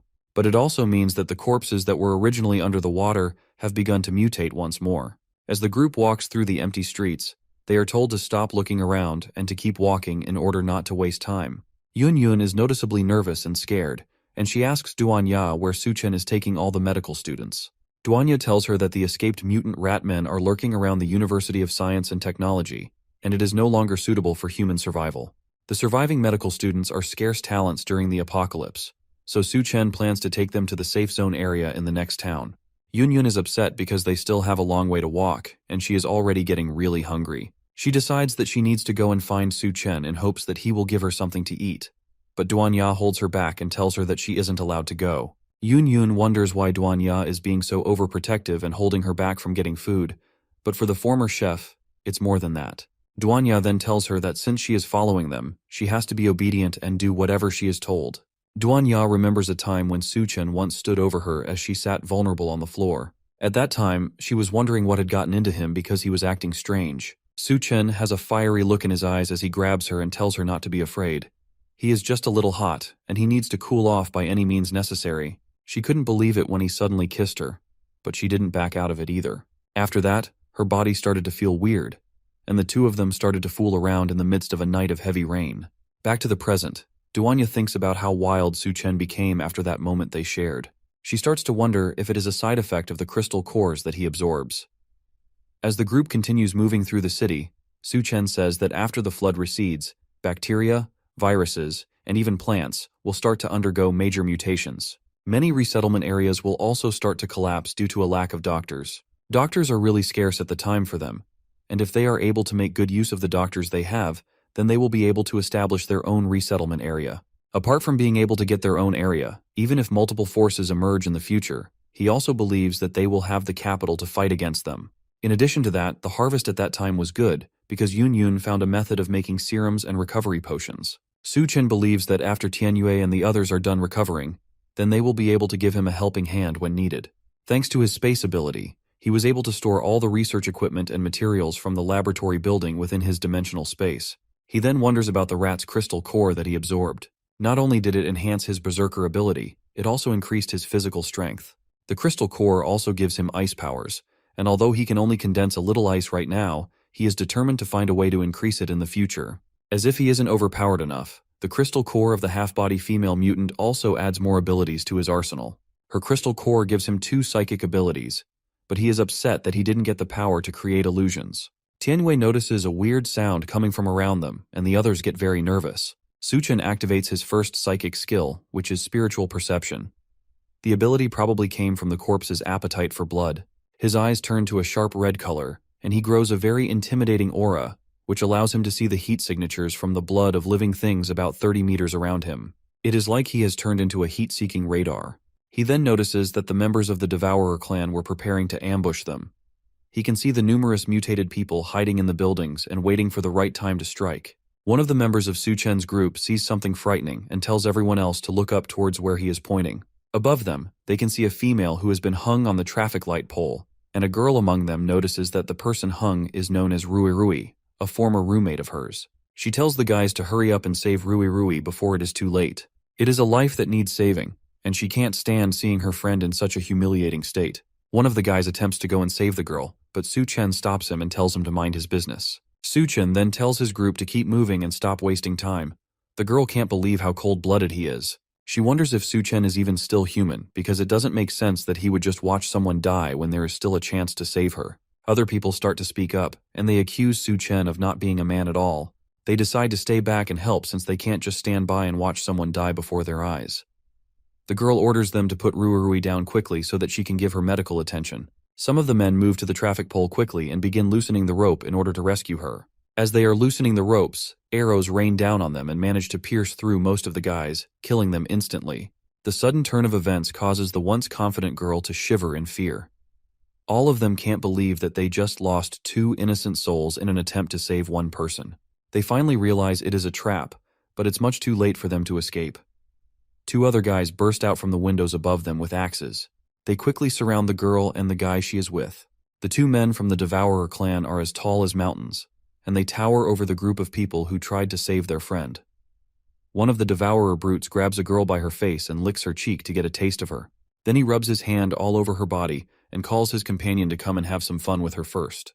The girl is scared senseless as she looks at the monstrosity that grabbed her head. She begs him to let her go, but there is no use. Her friend tries to fight for her, and he demands that the Devourer let her go, but he doesn't see the other enemy rushing towards him with an axe. The man is slaughtered in an instant, and his blood gets splattered everywhere. As he dies, the brute tells him to accept his fate as food. The girl, however, isn't as lucky to have a quick death. The man rips her shirt apart and suggests that they keep her to breed instead of eating her immediately. The screams manage to reach Suchen's group as they continue their march towards the safe zone. She asks him if the woman who was left hanging was used as bait, and he confirms it. But even though they've gotten what they want from the other group, that doesn't mean that they are safe yet. In fact, they are already surrounded by Devourers. The guys start to panic and look around, hoping to find the attacks before they jump out. Suchen, however, is as calm as usual since this is a perfect chance for him to test out his latest ability, Corpse Control. He activates it, causing his eyes to glow a bright purple, and immediately, several undead corpses start to march out of an alleyway to attack the Devourers hiding away in the buildings. This is the perfect time to make the people about to ambush them know the feeling of being ambushed themselves. The Devourer clan is immediately attacked by the rampaging horde of mutated corpses controlled by Suchen. They have no time at all to react, but they are still able to cut through most of them like paper. These things are nothing but distractions getting in their way, and the 2 brutes manage to rip and tear through them with ease, sending the rest of them back and knocking out the larger group like bowling pins. But in their tussle with the mutated corpses, Suchen and the others manage to leave undetected. The 2 brutes can't accept that, and they jump out of the building they were fighting in down to the streets to try and chase after them. As soon as they land, they see Suchen calmly waiting for them with his hands in his pocket. They fell right for his trap, and now there's no hope of them escaping anywhere. The 2 brutes are excited that there's one more person waiting to die, and they decide to kill him first. But Suchen isn't bothered. It's too bad that the Devourers don't have crystal cores, unless he would have personally taken them out. Since they aren't worth his time, then he'll let the mutated corpses play with them instead. As he says that, several zombies rush out of their hiding places and surround them again. This time, the numbers are way too large for them to just brush off like they did before, and they are forced to fight for their lives. Meanwhile, in Hecheng, Suchen's group of survivors finally makes it to the safe zone they've been traveling to this entire time. A loud voice asks them what they are doing and why they are trespassing in their safe zone, and Duan Ya, who's leading the group, responds that they are travelers from the University of Science and Technology seeking refuge in the safe zone. Suddenly, a man leaps off the top of a building and lands in front of them. The man has a threatening aura and does not look happy to see them. Apparently, they don't accept trash in this place, and anyone who he doesn't recognize is trash, so he tells them all to get lost. Duanya tries to use her mind control powers on him and asks him what gives him the right to deny them entry when this is a safe zone, but her powers don't seem to work on him. For a moment it looks like he's under her control, but he's able to snap himself out of it with a few light taps to his head. Duanya realizes way too late that this man must be an able user just like them. The brutish raises his axe and leaps into the air to finish them off, but someone jumps in to defend them just before the large man can land a hit on Duanya. It's Xiao Feng, and just like usual, he's fighting to protect people. He tells the larger man, whom he calls Captain Sun, that these people are only seeking refuge, and there is no need to attack them. Sun doesn't care since these clearly aren't normal people. After all, normal people wouldn't be able to make it through the Devourer clan's territory so easily. He suspects that they must be spies sent from the Devourer clan to infiltrate them. At this accusation, Su Chen finally appears from behind the group to meet his old friend. He tells the brutish Captain Sun that if he doesn't want them, then he will just take the dozens of doctors he brought along with him to another safe zone. That catches all the guards' attention, and they didn't realize that there were doctors in the group. It's very rare for a single doctor to survive for so long in the apocalypse, and they managed to bring dozens of them all at once. Xiao Feng is excited to see Su Chen again, and realizes that these must not be ordinary survivors from the wasteland. With his old friend there, these can't be spies from the Devourers either. He decides to swear to his life that these people are his allies, and he will personally take care of them. Since Su Chen is in the group, if he says there are dozens of doctors, then he can't be lying. With what Su Chen has pulled off in the past, Xiao Feng would believe him even if he said he had thousands of doctors. With his own soldiers' words as backing, Captain Sun has no choice but to let them in. After all, if they have doctors with them, then they no longer have to bury patients alive anymore, and the sick among them can get proper treatment. Captain Sun walks away, clearly disappointed that he doesn't get to use his giant axe today, but before he leaves, he tells Xiao Feng that if these supposed doctors can't cure the patients, then he will have to take responsibility for the consequences, since he's the one that vouched for them. With the captain's permission, the other soldiers lead Su Chen's group into the safe zone, while Xiao Feng hangs back to apologize to his old friend. He asks our protagonist not to take offense and tells him that Captain Sun is just like that. Su Chen isn't bothered, however. After all, he has dealt with his own fair share of annoying people throughout the apocalypse. Putting that aside, he came with his large group of doctors at the right time.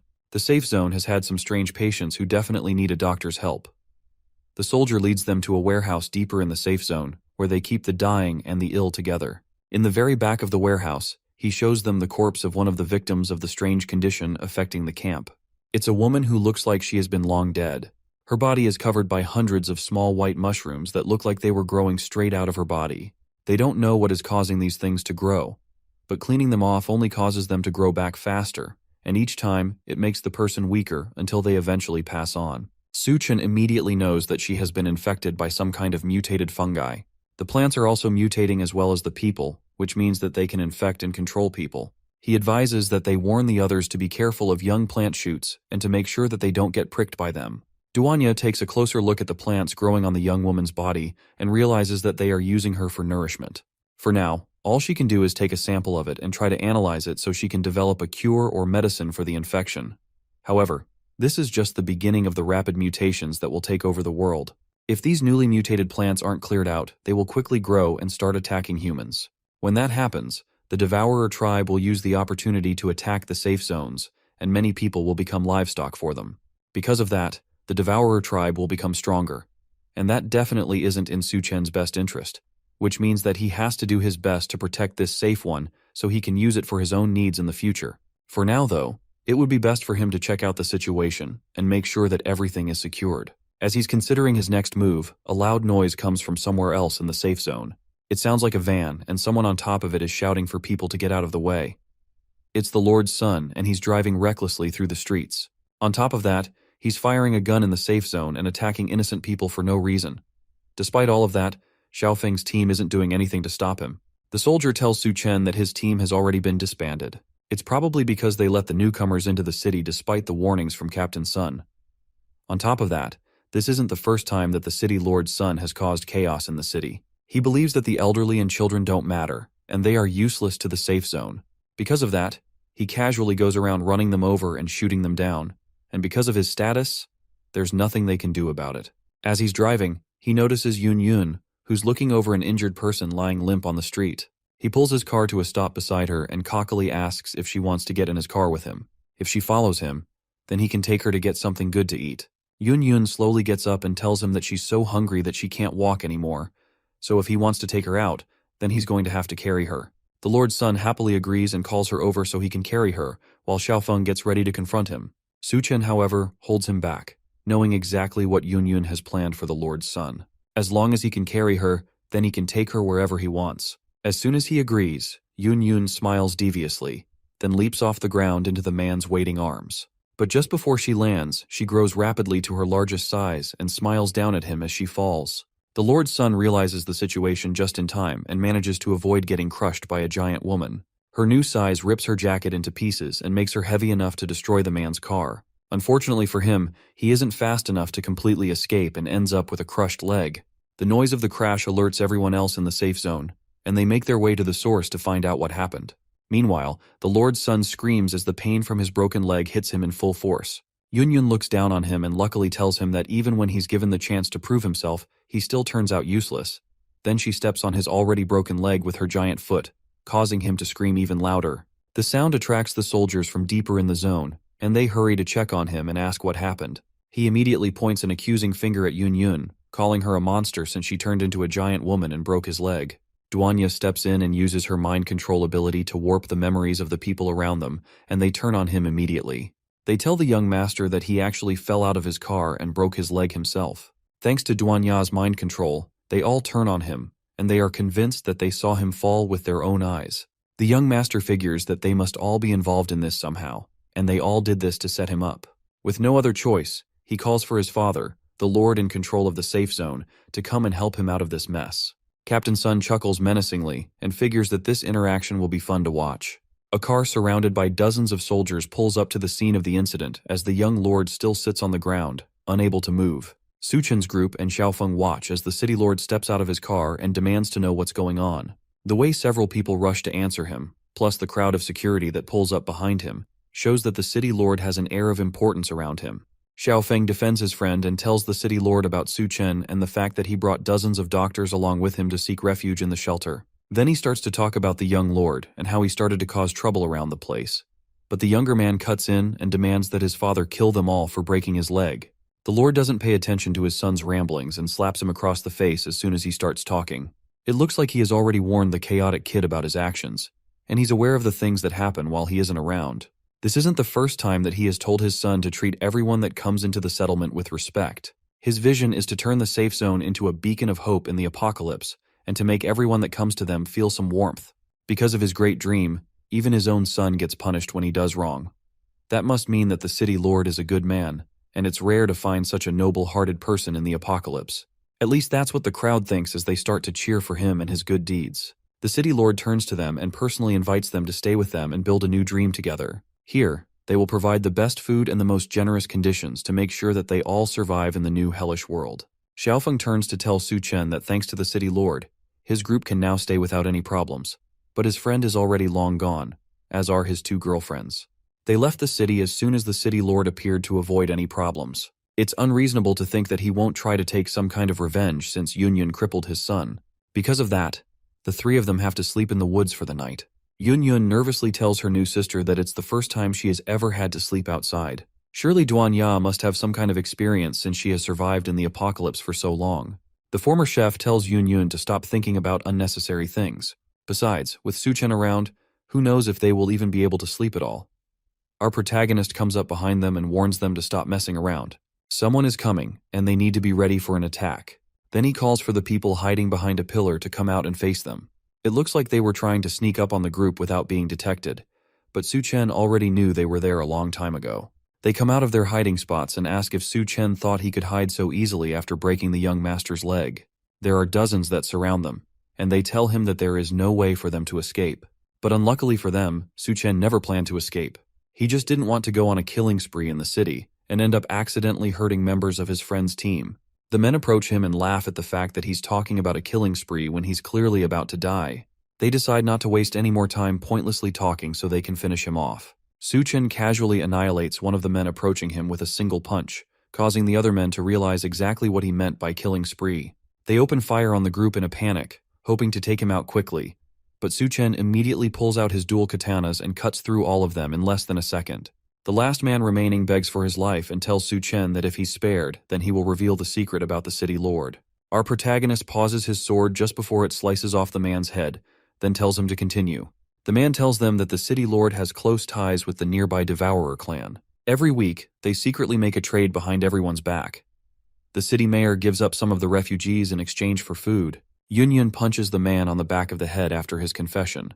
They've been giving up young people in exchange for food this entire time. The man leads them to the city gate, where the deal usually goes down, and they see several people in a cage while a brute from the Devourer clan looks over them. He tells the guard that brought them that the food will be thrown to the gate by dawn, then he grabs the man by his neck and lifts him off the ground.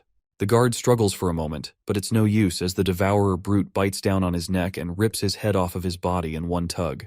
The guards are just refugees hired temporarily, and the city lord never leaves any witnesses alive.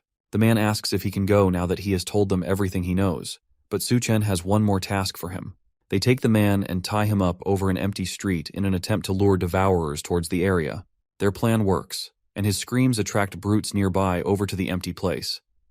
To them, a person hanging alone in a dark place is just free food. One of the brutes asks why someone is hanging over in the middle of nowhere, but his companion doesn't care and just wants to get his hands on the free food. They rush up to the guard and punch him in the stomach, causing him to cough up blood and pass out.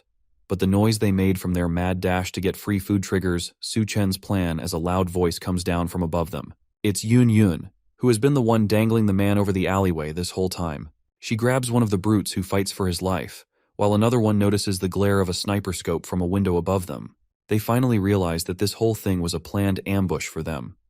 Upstairs, Duanya carefully aims a sniper rifle at the devourers in the alleyway. She remembers Suchen's words about how the devourers have mutated so much that their skulls are probably too hard for bullets to pierce. So the only way she can take them out is through multiple hits on one spot.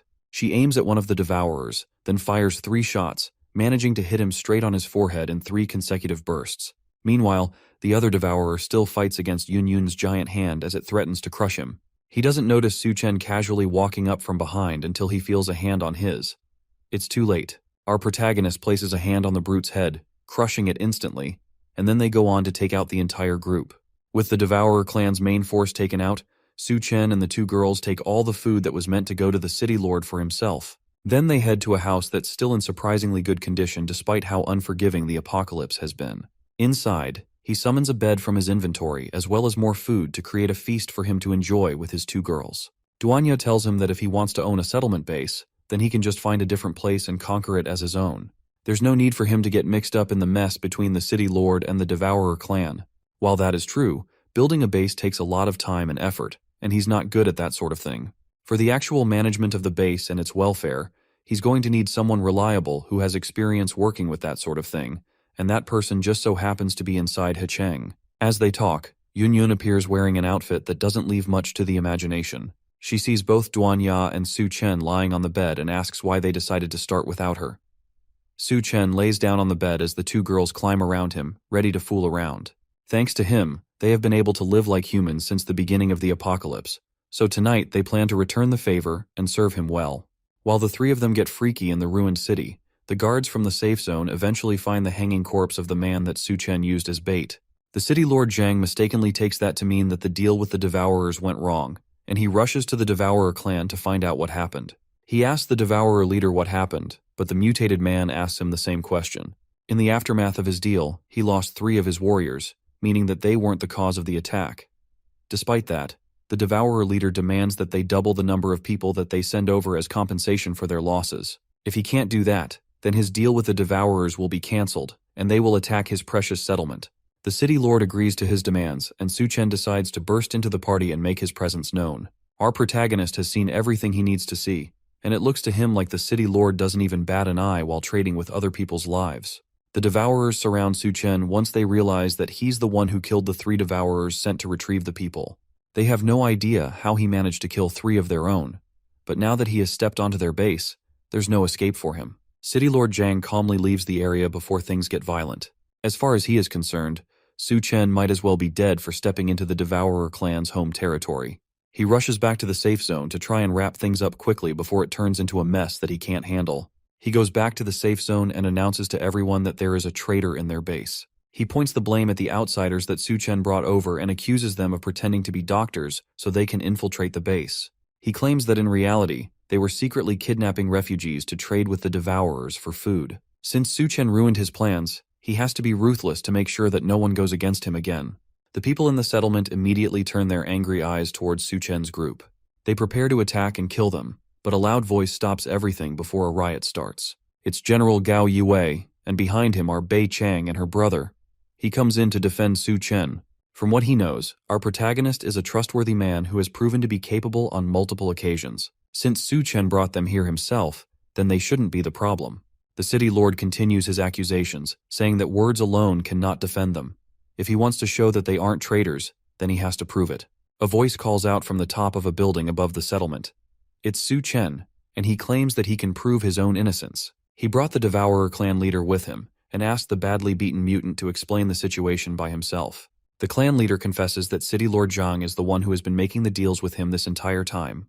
The crowd turns angrily to the city lord, now that they realize that the man they've been supporting was the real monster this entire time. Zhang tries one more time to convince them that Su Chen is working with Devourers to frame him, but General Gao approaches the man and punches him in the face for his crimes. Now that the truth has been revealed, Zhang stops pretending about the situation and laughs menacingly as he reveals that he really is the one who has been exchanging people with the Devourer clan. But now it's the apocalypse, and all the places with supplies have already been taken over by the Devourers. They are just waiting for others to fall into their traps. As long as he keeps sacrificing a few lives that he sees as worthless, then he's doing a good thing and saving people. As far as he sees it, they should all be grateful to him for keeping them alive. After all, even the Captain Gao that's acting so righteous also ate the food that he brought back from the Devourers, so nobody has any right to judge him. Well, that's what he thinks, but Su Chen's fist begs to differ. After a sharp right hook to the face, Su Chen tells the man that he's a coward. In a world where the strong prey on the weak, trading lives for food isn't necessarily a bad thing, but it's a coward's choice that makes him no different from the Devourers. With the former lord rightfully knocked out, Su Chen turns to General Gao and makes him an offer. He offers to build a place that truly belongs to humanity and civilization. In his previous life, he once traversed over the ruins and eventually reached a safe haven that was on its way to becoming a utopian base in the apocalypse. There were no shackles of class and nobody cried of hunger. Everyone was well fed and they all had peace of mind. All this came from its creator, Gao Yue.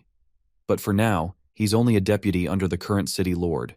In his past life, it wasn't until he discovered the dark side of the base that he decided to leave and build his own. All Su Chen did was make things happen a little earlier. However, the other soldiers had their reservations about the whole plan. Even though building a base from scratch is way too hard, and if they want to do things their own way, then they can't live under someone else's roof. They have to establish a new base by themselves if they want to survive on their own. The city lord laughs at their plans of building a new base. Outside the safe zone of his city, beasts run rampant, and zombies are everywhere. There's no guarantee of basic food and safety. Leaving his safe zone would be a surefire way of sending people to their deaths. The crippled lord's son advises his father to let them leave if they want to go. They'll eventually come crawling back once they've suffered enough. The other survivors also start to doubt if they can survive outside of the city lord's safe zone. If they don't want to die, then they have to take their chances staying with the coward, but at least they will get to live. The city lord feeds into their fears and tells the people that if anyone believes in their delusions they can leave, but if they starve to death in the wasteland, then he won't be blamed for anything. But in that case, if the only problem is food, then Su Chen has the answer to all of their problems. After all, he was able to bring out the Devourer clan's leader so easily, and he has already made a name for himself as a powerful ability user. For someone like him, providing food should be easy. The Lord's son notices how all the survivors are starting to side with Su Chen, and he angrily asks the man if he thinks that he's some kind of savior. As far as he's concerned, our protagonist is doing all of this just to get attention. There's no way he even knows how much supplies a base needs. Su Chen estimates that even though his supplies aren't much, they are probably enough to support about 2,000 people for a month or so. Those numbers sound suspiciously similar to the amount that the city lord has in his warehouse. Just where could he have gotten those supplies? Meanwhile, at that very warehouse, Duan Ya and Yun Yun work together to take out the guards who are monitoring the supplies. Yun Yun uses her giant size to overwhelm them, while Duan Ya provides sniper support.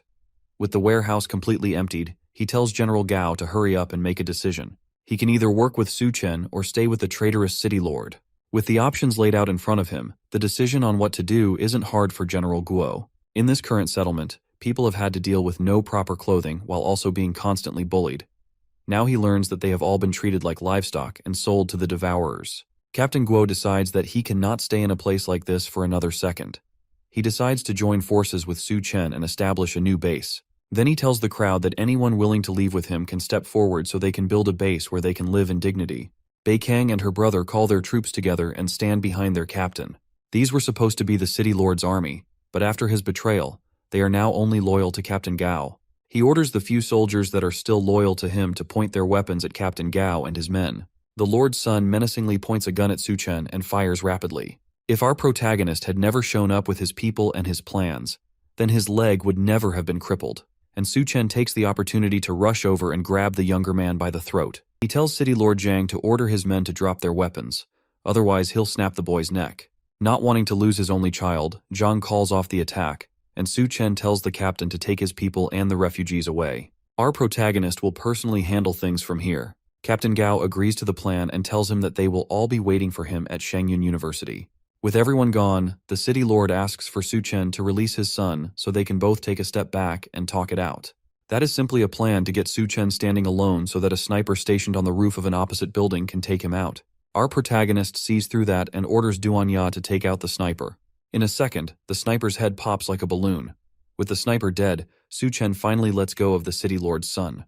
But right as the father catches his son, he notices a grenade in the younger man's mouth.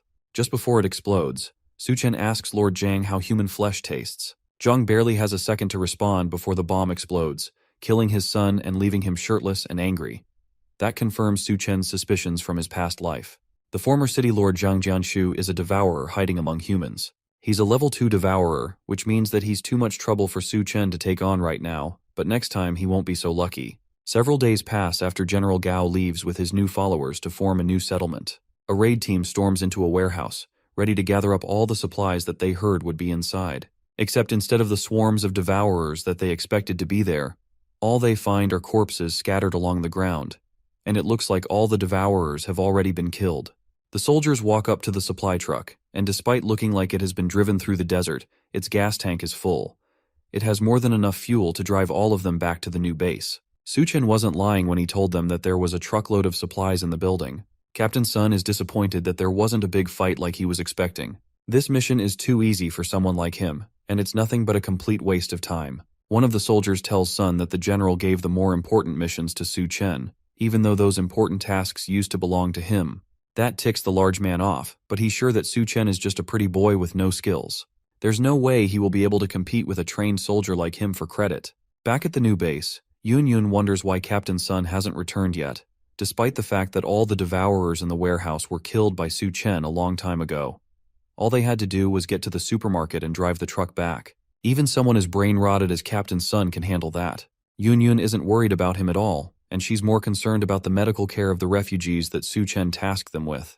As they're talking, Duan Ya notices the truck driving back to the base. She advises Yun Yun to shrink down since once they get close, it'll be hard to use her mental power to cloak her size. Captain Sun reports back to General Gao, who's managing the base. The supplies have been secured and delivered, and the base can now have food.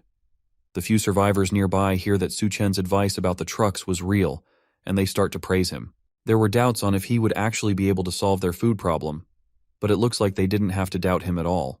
The more they mention Su Chen, the more upset Captain Sun becomes, and he convinces himself that all the pretty boy is doing is brainwashing people.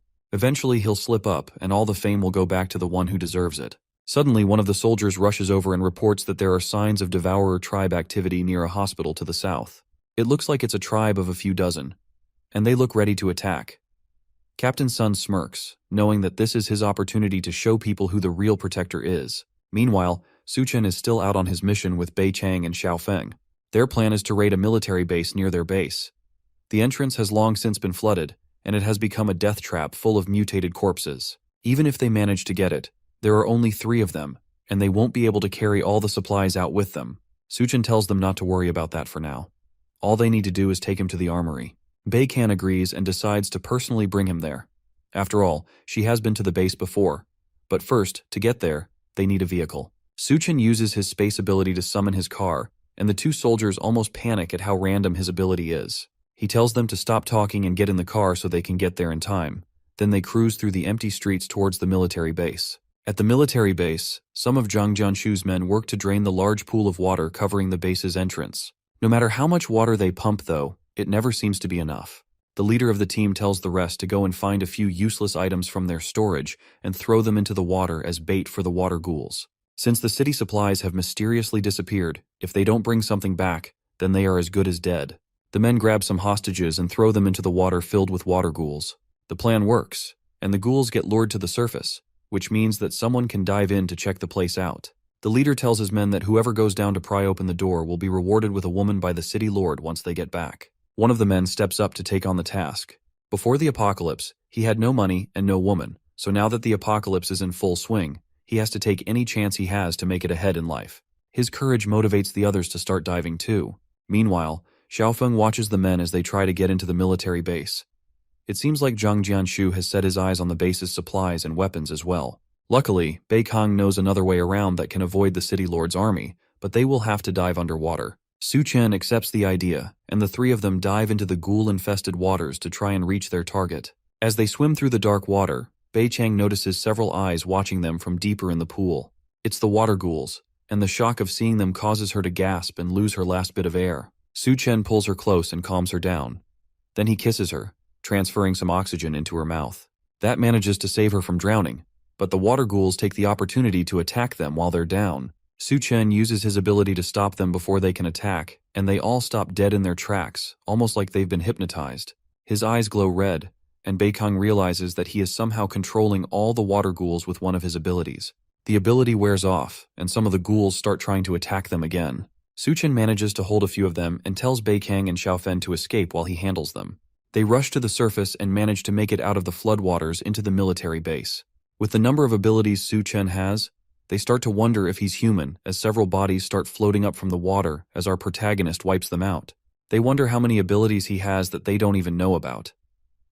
After taking out all the ghouls, Su Chen emerges from the water completely unharmed. After taking out all the water ghouls, one of them managed to drop a white core, which has a low drop rate in monsters. Getting a white core in such a short time is usually a miracle, but Su Chen doesn't seem satisfied. Although a white core doesn't grant new abilities, it can strengthen old ones, making him even stronger than he already is. As they talk, 2 yellow eyes watch them menacingly from a distance. The silhouette looks like a cat, and it seems particularly interested in the crystal Su Chen is holding. It leaps out as soon as he's distracted and snatches the crystal from his hand before he can react. Why is a cat even in the military base in the first place? The base probably had cats to control any rat problems they had, and one must have survived the apocalypse by staying strapped in the base. The feline has dark black fur and glowing stripe patterns all over its body with bright yellow eyes. The kitty is quite impressive since it managed to snatch the core from Su Chen's hand before he could even react. Su Chen angrily but calmly tries to offer the little guy some superfish snacks in hope that it will trade that for the white core. However, the cat leaps up and manages to snatch the snacks from his hand before running deeper into the base with both its prices. It looks like the great and powerful Su Chen has been outwitted by a cat twice in the space of a minute. Anything that survives in the apocalypse can't be an ordinary creature, and there definitely seems to be something special about that cat. They keep walking through the base, and eventually they find a lever that reactivates the electricity in the base. Thankfully, the power systems are still operational despite how long they've been abandoned. Before the Great Flood, the survivors evacuated in a hurry, which means that there was no way they had time to take all their supplies with them. They finally arrive in the base's arsenal, and there's enough weapons to arm a force of up to 500 people. Xiaofeng figures that if they can find a tank, then they might even be able to arm 1,000 people. Beikang warns him to be careful as he runs off to find a tank. The storage is full of things they will definitely be needing, but the problem now is how to get everything back to the base. The city lord's troops could show up at any moment, and going back to the safe zone for reinforcements is out of the question. A loud rumbling noise drags them out of their thoughts. Xiaofeng found a tank, but unfortunately, something else found him. It's a large mutated monster that almost looks like a giant dog. It's chasing Xiaofeng, who is desperately driving away in his tank. The monster shoots a laser from its snout, and it hits the tank dead on. The panicking soldier asks Su Chen to do something, since if it blows up the armory, then they will probably get blown up along with it. Su Chen activates his space ability and stores everything from the warehouse into his pocket dimension. In a matter of seconds, the warehouse is cleaned out, as Xiaofeng drives up to them. He asks if Su Chen can store the monster in his space, but unfortunately, the space only works on inorganic material. Living mutated creatures can't be stored in it, meaning that they have to find another way to take care of the monster. Bei Kang decides to step up to the occasion and lure the monsters away while Su Chen and Xiaofeng retreat. That's a reasonably stupid idea for Su Chen, and he grabs her instead and carries her over to the tank. Bei Kang tries to protest and tells him that since the supplies are in his space, then he has to make it back to the base safely. As they're talking, the monster rushes up to them and charges up another blast. Su Chen manages to dodge out of the way, but the tank isn't so lucky and gets blasted head-on. Su Chen tells her to stop wasting time and to go check on Xiaofeng while he deals with the monster. She runs off but orders him not to die on her. Now that he's alone with the monster, he takes a good look at it one more time. He doesn't remember hearing about a mutated beast like it in the area during his last life. That doesn't matter though, because its crystal core will belong to him regardless. It looks like that's all we have time for now, but I'll keep you all updated if anything new happens. I'm dying to see what awesome methods Su Chen is going to use to take out this monster. And is Xiaofeng even still alive?